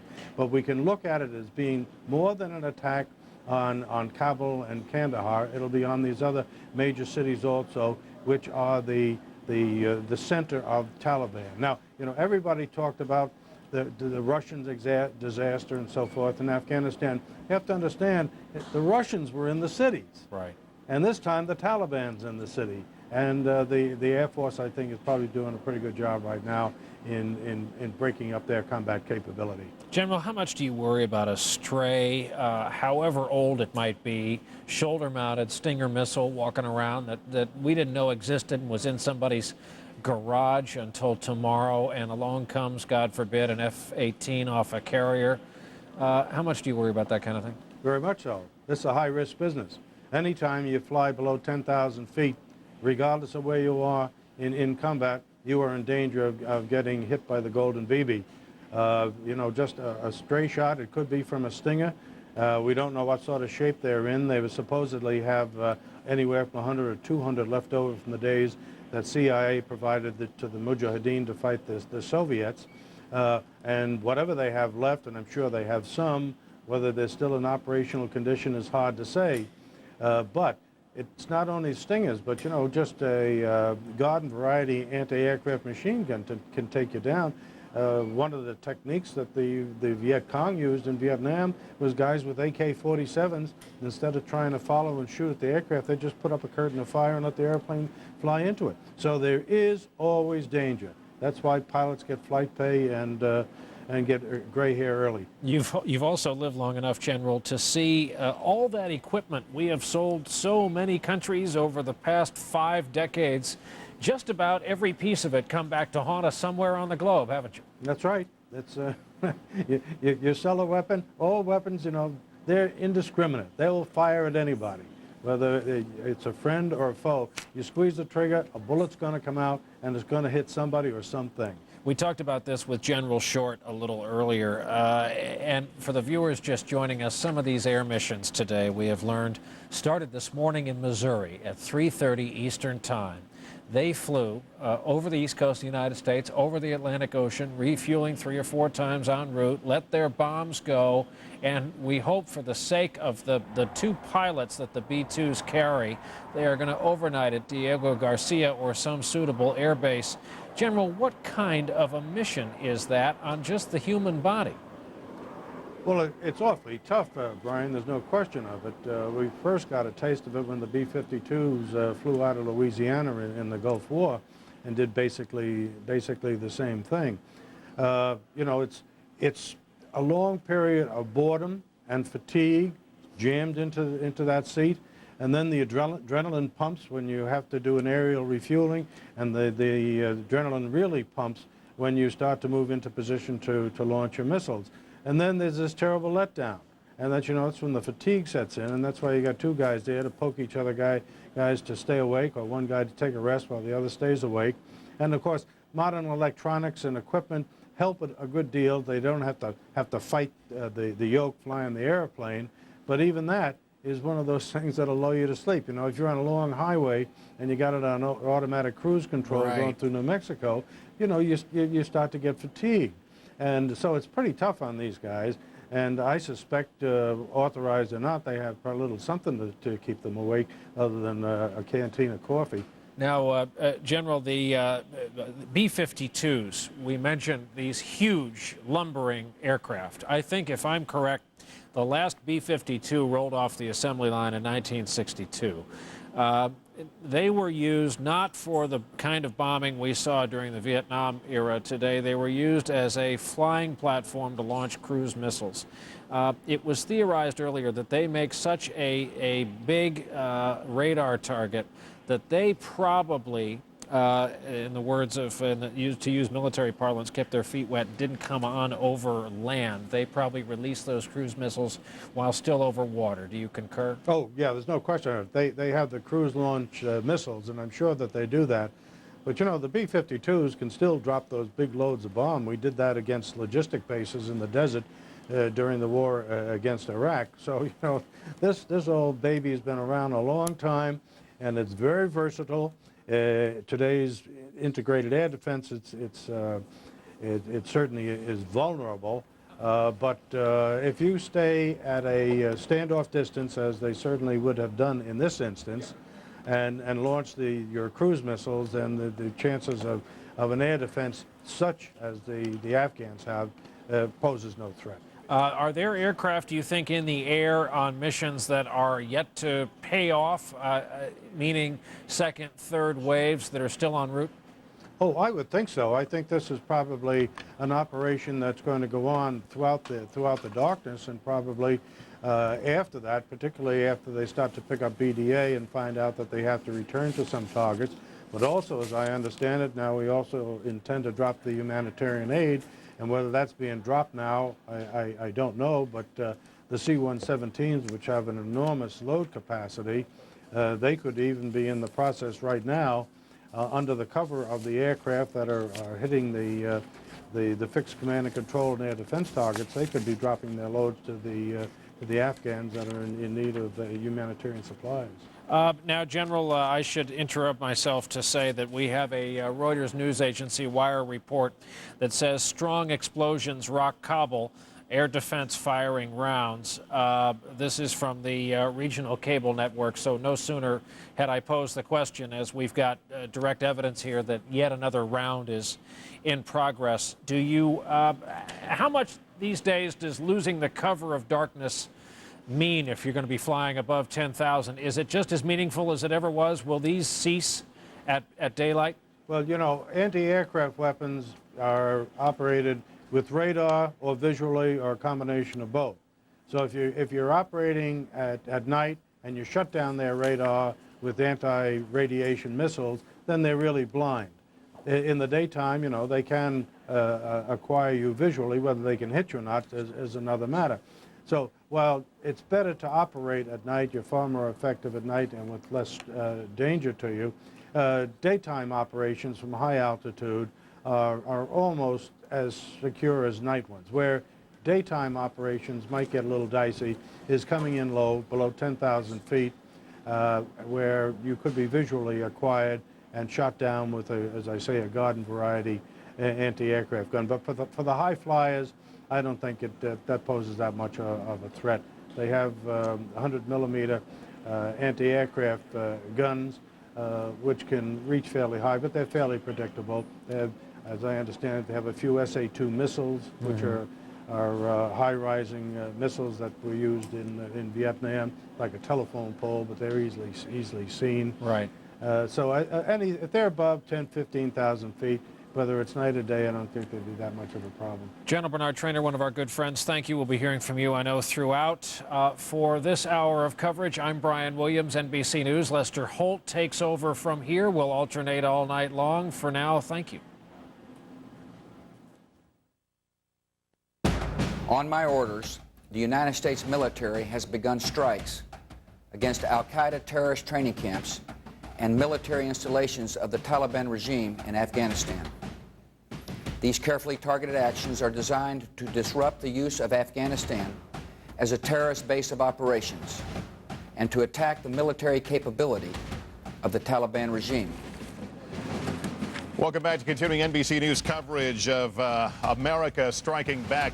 These are pictures coming to you from Al Jazeera TV right now, reporting fresh explosions and air defense rounds firing now in Kabul. Let's listen to the coverage. It's being interpreted here at MSNBC.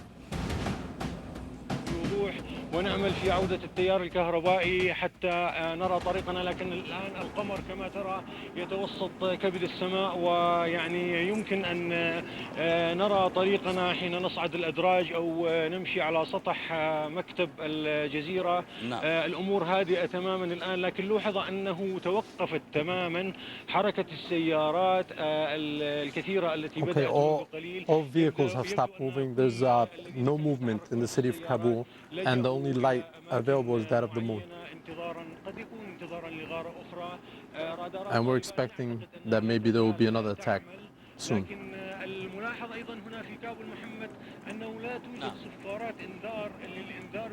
There are no alarms going off, no attack whistles, nothing like that. It's very quiet.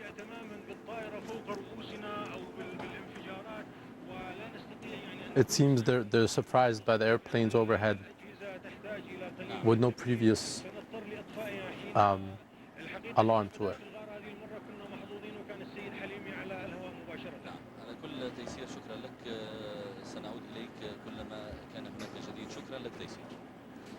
هذا وقد حذر الرئيس الامريكي جورج بوش في خطابه بعيد بدء الضربات العسكريه على افغانستان ان الولايات المتحده. George Bush has stated in his address this morning regarding these attacks that this is a war on terrorism and not on Islam. And he confirmed that the war has actually begun on terrorism. We've been listening to a translation of Al Jazeera TV reporting strong explosions being heard and seen in Kabul as the continuing wave of U.S. and British attacks is making itself known in Afghanistan. Second report of attacks reaching the capital of Kabul, also Jalalabad and Kandahar, among the known targets in the wave of attacks that began earlier this afternoon, East Coast time. It's now looks like around 1:32 a.m. in Afghanistan. This is our continuing coverage of the attacks. President Bush came on the air 1 o'clock Eastern time announcing that Operation Enduring Freedom was underway, the first wave of U.S. responses, military responses to the September 11th attacks on America. NBC correspondent Kerry Sanders is in northern Afghanistan with the Northern Alliance troops. What is the sense and expectation there, Kerry? Well, it's gotten quiet here just the last hour or so. It's 1:30 in the morning. We're not too far from the front here, where the Northern Alliance is about 12 miles from here, and they did trade some cannon fire back and forth tonight. We could hear the rumble of the explosions back and forth, but it's gotten quiet, as I say, here in the last couple of hours. If I step out of the way, you can see with this night vision lens just sort of off to the front there. It's over there. It's kind of hard to see, but there's some mountains over there.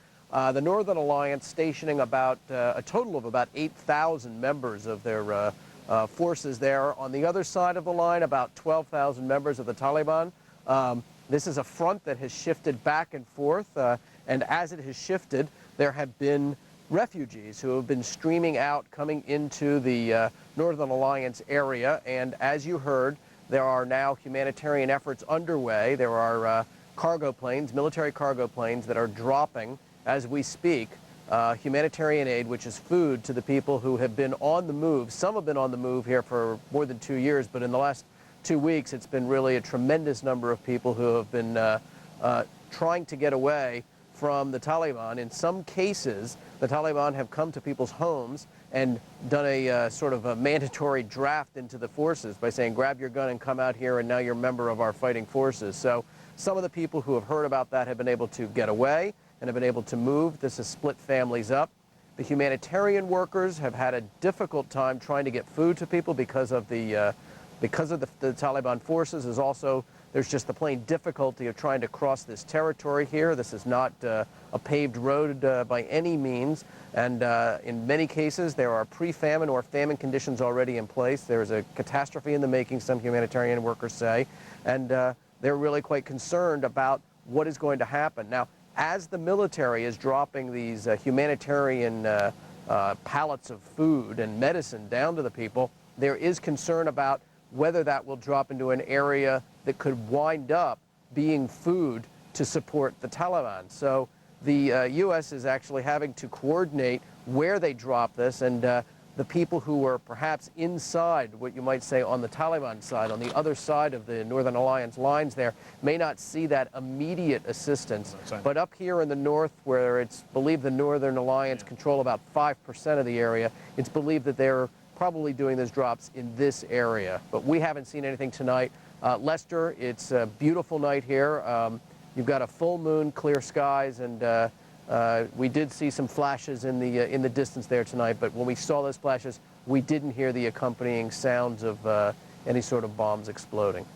Kerry, there are no indications of U.S. troops, ground troops in the region yet, but there was some concern expressed about the number of landmines in the area that separate the Northern Alliance and the Taliban forces. What have you heard about the danger of just traveling these areas? Well, not only is that a real danger, but in recent days, as these lines have moved, as the Northern Alliance has been pushed back in certain areas, you have the presence of new mines. There's a road that's about 5 hours from here, and that road is now believed to be heavily mined. So U.S. forces in numbers are not on the ground.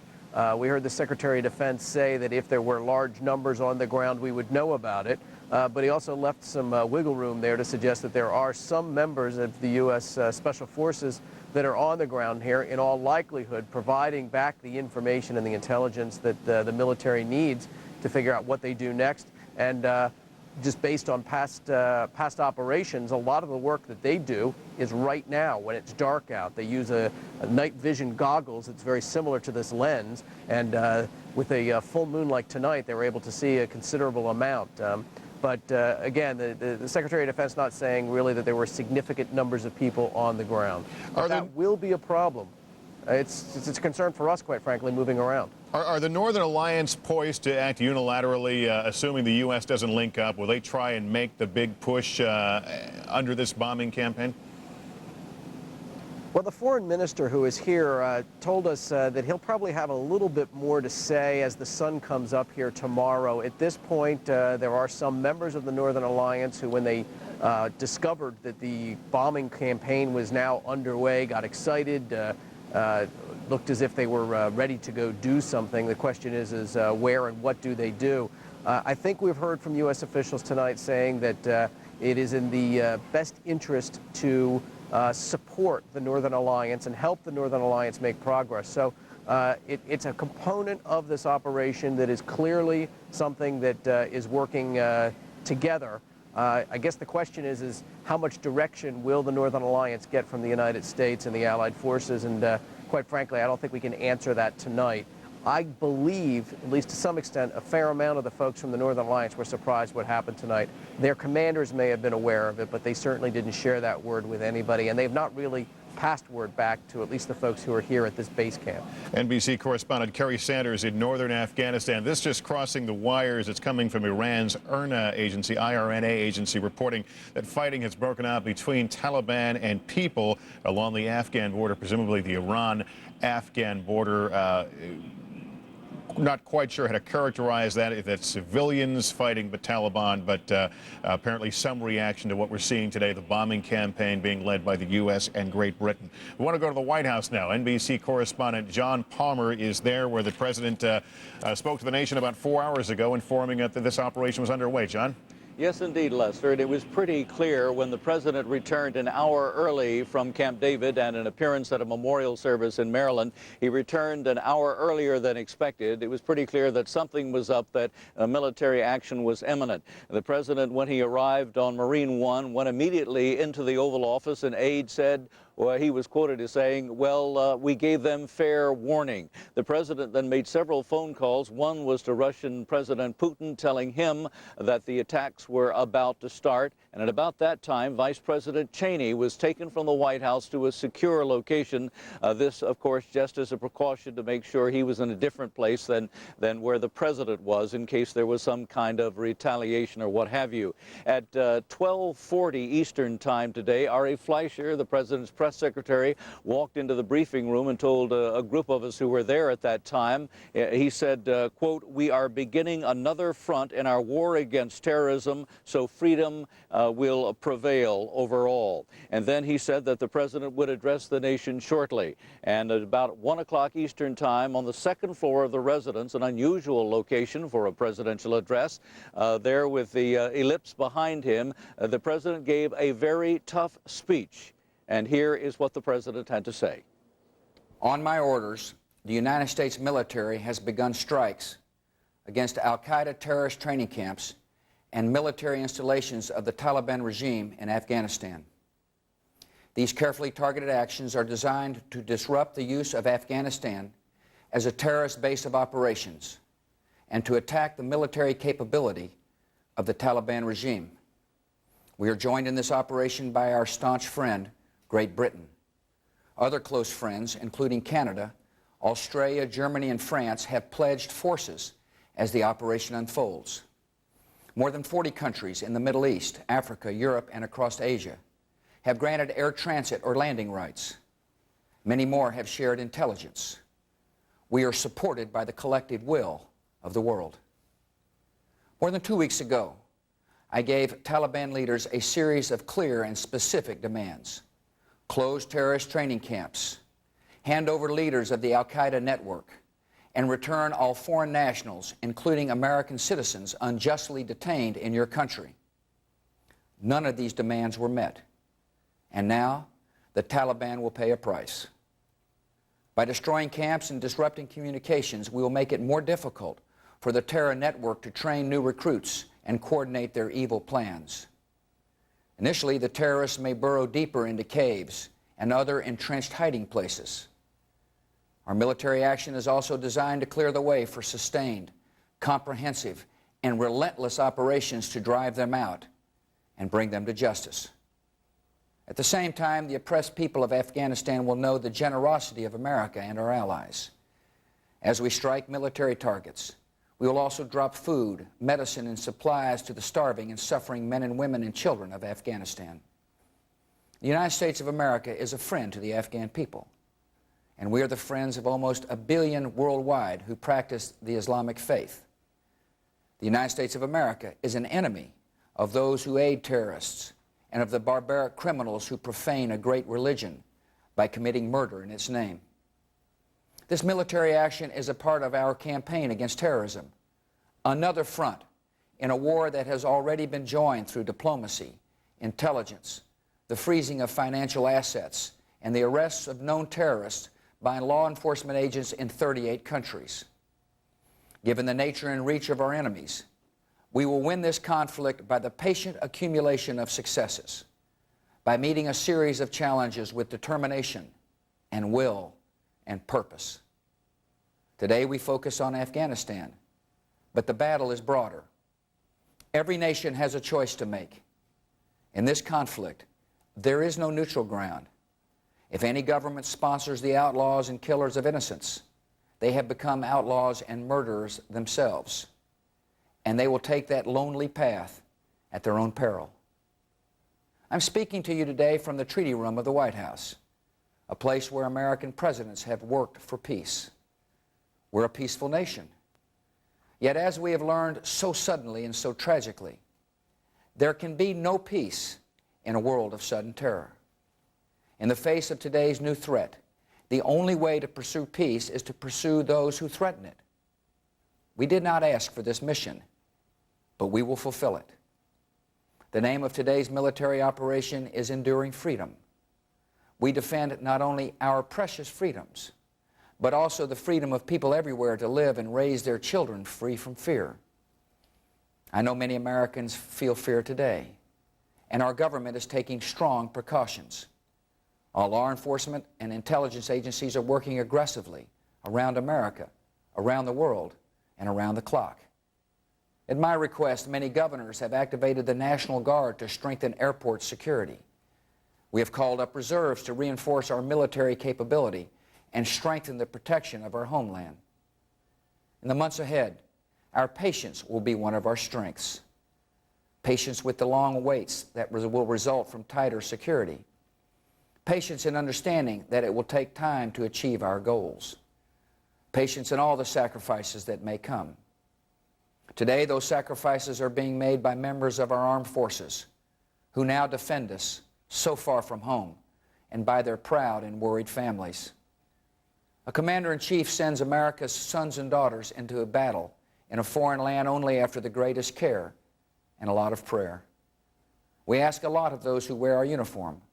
We ask them to leave their loved ones, to travel great distances, to risk injury, even to be prepared to make the ultimate sacrifice of their lives. They are dedicated. They are honorable. They represent the best of our country, and we are grateful. To all the men and women in our military, every sailor, every soldier, every airman, every Coast Guardsman, every Marine, I say this: your mission is defined, your objectives are clear, your goal is just. You have my full confidence, and you will have every tool you need to carry out your duty. I recently received a touching letter that says a lot about the state of America in these difficult times. A letter from a fourth-grade girl with a father in the military. As much as I don't want my dad to fight, she wrote, I'm willing to give him to you. This is a precious gift, the greatest she could give. This young girl knows what America is all about. Since September 11, an entire generation of young Americans has gained new understanding of the value of freedom and its cost in duty and in sacrifice. The battle is now joined on many fronts. We will not waver. We will not tire. We will not falter. And we will not fail. Peace and freedom will prevail. Thank you. May God continue to bless America. There by President Bush. Frank, are you going to be able to zoom in? Made about 5 hours, a little more than 5 hours ago. This afternoon, the president has been on the telephone talking with world leaders. Also, Colin Powell has been calling heads of government and heads of state. And there have been briefings by George Tenet to the leadership of the Congress. He's head of the CIA. And it might be said that last night at Camp David, when plans were finally all set for these attacks that are still being carried out over Afghanistan against the Taliban, that the president placed a call from Camp David where he was staying and informed the leadership of Congress that these attacks were coming today. Lester?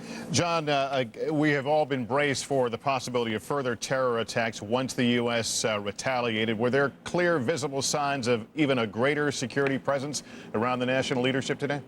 Not so much so. The only overt sign of that was in the fact we were just told that Vice President Cheney, just as these attacks were starting, was left the White House. He was taken by Secret Service agents to a secure location. This, you'll recall, happened earlier on the 11th of September. They did not want the President of the United States and the Vice President to be in the same area in case there was some kind of a terror attack against the President. They wanted to make sure that the Vice President was secure, and we were told by the White House that they did that again today just as a security measure. How long that will prevail, we just don't know.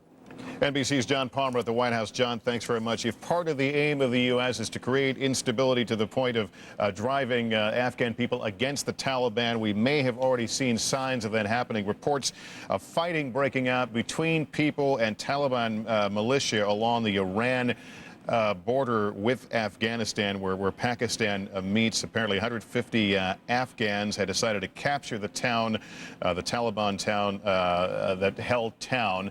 an uprising there. A leader of the local Afghan opposition, a commander based nearby, has apparently rushed to the area. So the first of what the U.S., I suspect, hopes to be many signs of people rising up against the Taliban, the U.S. declaring the Taliban not the Afghan people, the enemy.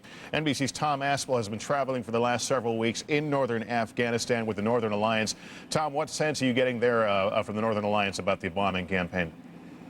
Well, they're certainly very pleased that the bombing campaign has started. In fact, a couple of hours before it got underway, the foreign minister of the Northern Alliance, Dr. Abdullah, held a news conference here in the town of Jabal Sharaz, and he said that he had given his troops orders, or rather that the troops had been given orders to sit tight and wait for the bombing campaign to start, and then not to move forward for at least a couple of days afterwards. Now, we had been expecting them to try immediately to push through Taliban lines just to the north of Kabul there, and to start making a move on the capital itself. But Dr. Abdullah went to great pains to say taking Kabul is not our aim. We'd rather consolidate gains that we've made in the provinces in the north and in the northeast of Afghanistan right after the American bombing. Now, when it started, our first indication, and we can see south from our position here, Kabul is about 40 miles south of us.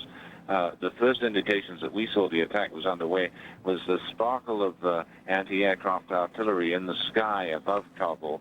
Now, it has to be pointed out here that anti-aircraft fire going up was very sparse indeed, and for a moment there we thought, well, maybe they're just firing in the air, practicing or something like that. Then we could hear the boom of explosions just very faintly in the distance, and we could see the sky lit up there. And later, of course, it became obvious that those were cruise missile strikes aimed at command and control centers around Kabul itself. But the Northern Alliance glued to their radios, their field telephones going back and forwards from the front lines about 20 miles north of Kabul, back here to Jabal Sharaz, informing them that the attack was underway. Dr. Abdullah had told us that he'd been in contact with the Americans over the past 2 or 3 days, so it seemed obvious to us when he said that the attack was imminent, that it was going to start tonight, and that he had been party to that American decision. But I think the order's been passed down that the fighters are not to move, at least until the initial stages of that American campaign have been gotten underway. Back to you. Tom, you say they've been in contact with the U.S. Do you know if they're getting any specific instructions as to what role the U.S. would like them to play?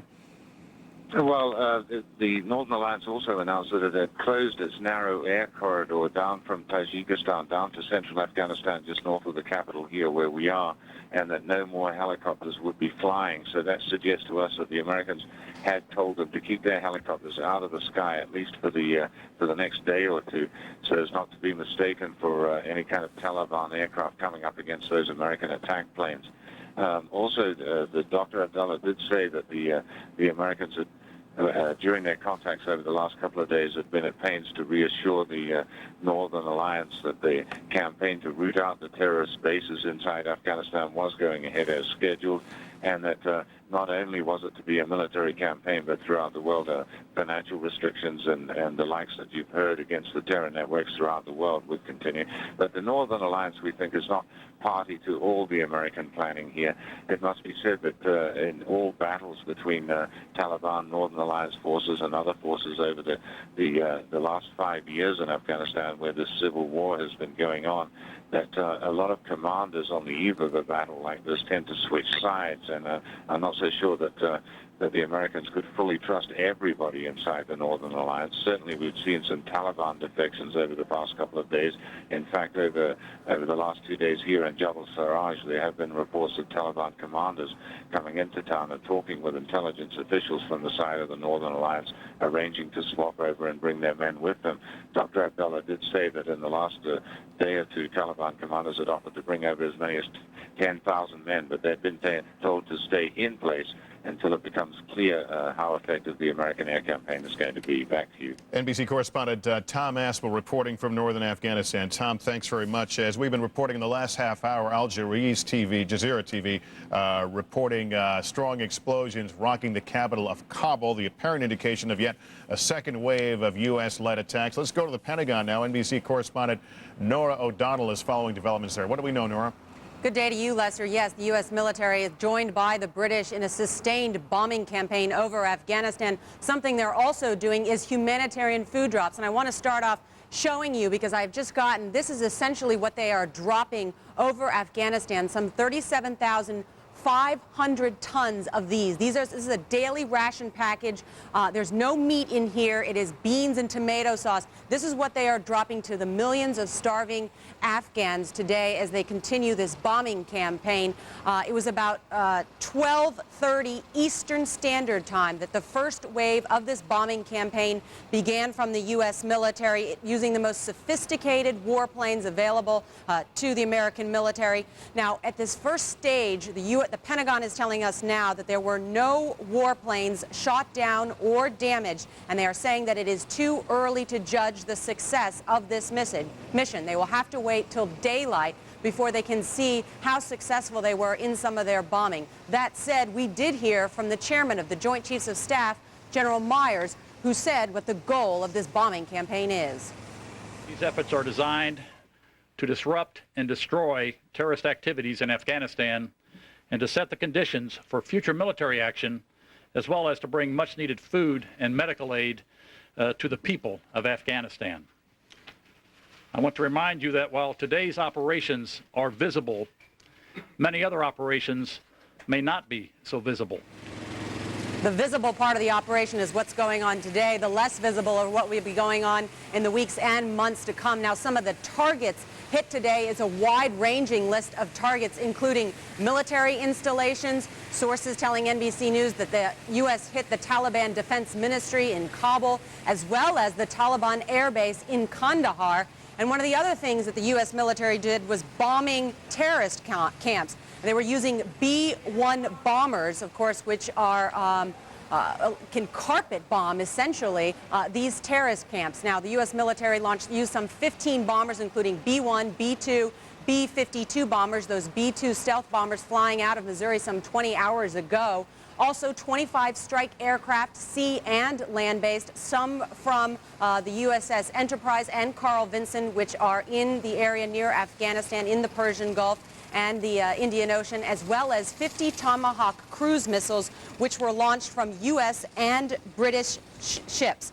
Now, at 2 o'clock today, and I'm just trying to give you a timeline here, 2 o'clock Eastern Standard Time, which was about an hour and a half after the first wave of the bombing campaign began, then those humanitarian food drops that we talked about began, using 2 C-17 cargo planes to drop 35,000 tons of those humanitarian drops. They say this is also just the first in what will be several trips to drop these types of humanitarian aids to the refugees. Now, given the type of activity that has gone over in Afghanistan, the military making clear today that this is just the first stage in a long campaign. Here's Secretary of Defense Donald Rumsfeld. The fact is, in this battle against terrorism, there is no silver bullet. There is no single thing that is going to suddenly make that threat disappear. Ultimately, they're going to collapse from within, and they're going to collapse from within because of the full combination of all of the resources from all of the countries that are brought to bear on these networks.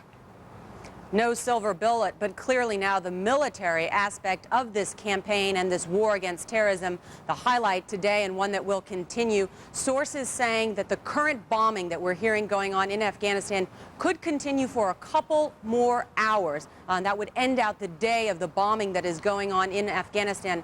The long-term goal is to soften the target there, to do some of that bombing. Then some ground forces could be used in Afghanistan, setting up supply lines and others.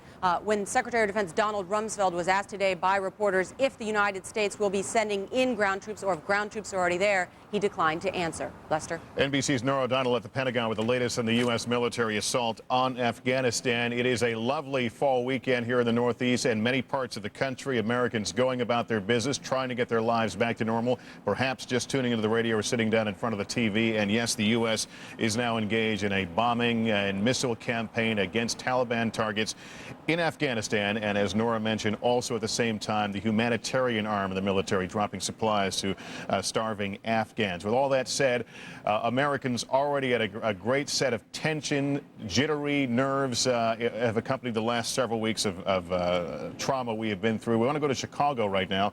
NBC News correspondent Jim Avila is standing by to give us the pulse of Chicago, a city that was on alert in its own right because, of course, it is home to the country's tallest building. Jim? Lester, good afternoon. As you say, here in Chicago, it has been a beautiful fall day, and most of the people out here have been outside for much of the day. It started very early here in Chicago with a full day of events. The Chicago Marathon was this morning. That's some 30,000 runners, and that started early enough that there was even no word at that time, of course, of an impending attack. So there was no way for those people to know, even though there was increased security at the marathon this year. Also, there was a Cubs game here in Chicago at Wrigley Field, went off without a hitch. People there were mostly unaware that anything had happened. The Bears are playing out of town. Here on Michigan Avenue, it's been pretty busy almost all day. The stores have been full all weekend. In fact, we've been hearing stories of around the country that retail sales were off, but in Chicago, at least along Michigan Avenue, where many of the tourists come from all over the Midwest to shop, it's been full here all weekend and not much difference here today. Most people, as you say, may not even know at this point on a Sunday afternoon what's gone on while they've been outside enjoying the day and maybe just coming home to find out about it now. On the streets of Chicago, there's very little evidence of any kind of increased security. I've looked up and down Michigan Avenue. The normal amount of police officers are in uniform and at the street corners. No increased presence at this time, and certainly no feeling of panic or tension on the streets as of yet. But as I say, that may be because, Lester, most people don't know about it yet. All right, Jim Avila in Chicago. Jim, thank you. We have seen the same thing in New York City. In fact, the mayor of New York noted that Times Square and other areas seem to be full of tourists again. People taking his advice, taking the advice of the president as well to try to move on with their lives, even as this story moves on several dimensions. Very ominous piece of videotape we shared with you a couple of hours ago. We want to show you again. It is the words in the face of Osama bin Laden, America's most wanted, the world's most wanted, in fact. It was a videotape statement that aired on television in the Middle East, cable TV, recorded clearly in the daylight, so before the U.S. response, but it certainly gives us our best insight yet into the thinking of Osama bin Laden in this confrontation with America. Let's listen to part of it. Today, the United States has cursed, God has cursed the United States with its own deeds. For God has destroyed some of its greatest buildings.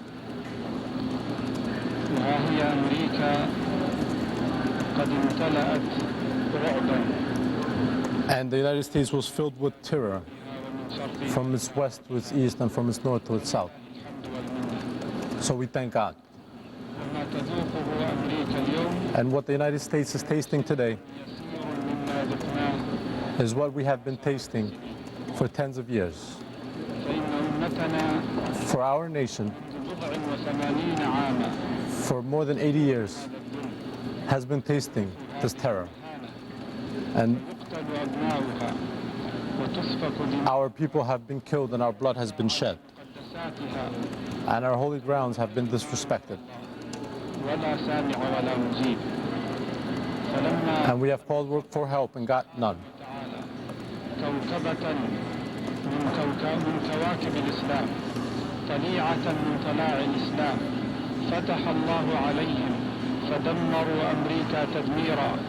It is one of Islam's soldiers who God has given the wisdom to pay back the United States.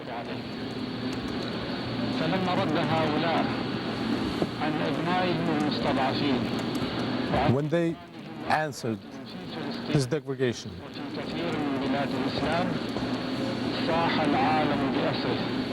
the whole world came to attack us.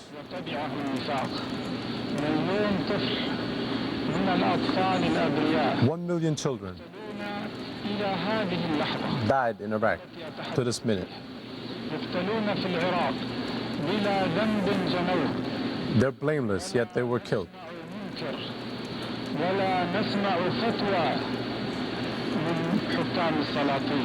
And we have heard nothing from our leaders. To this day, the Israeli tanks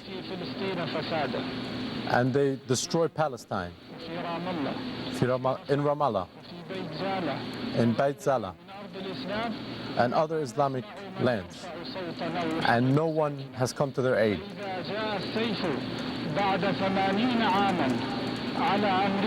So if the sword comes upon the United States after 81 years,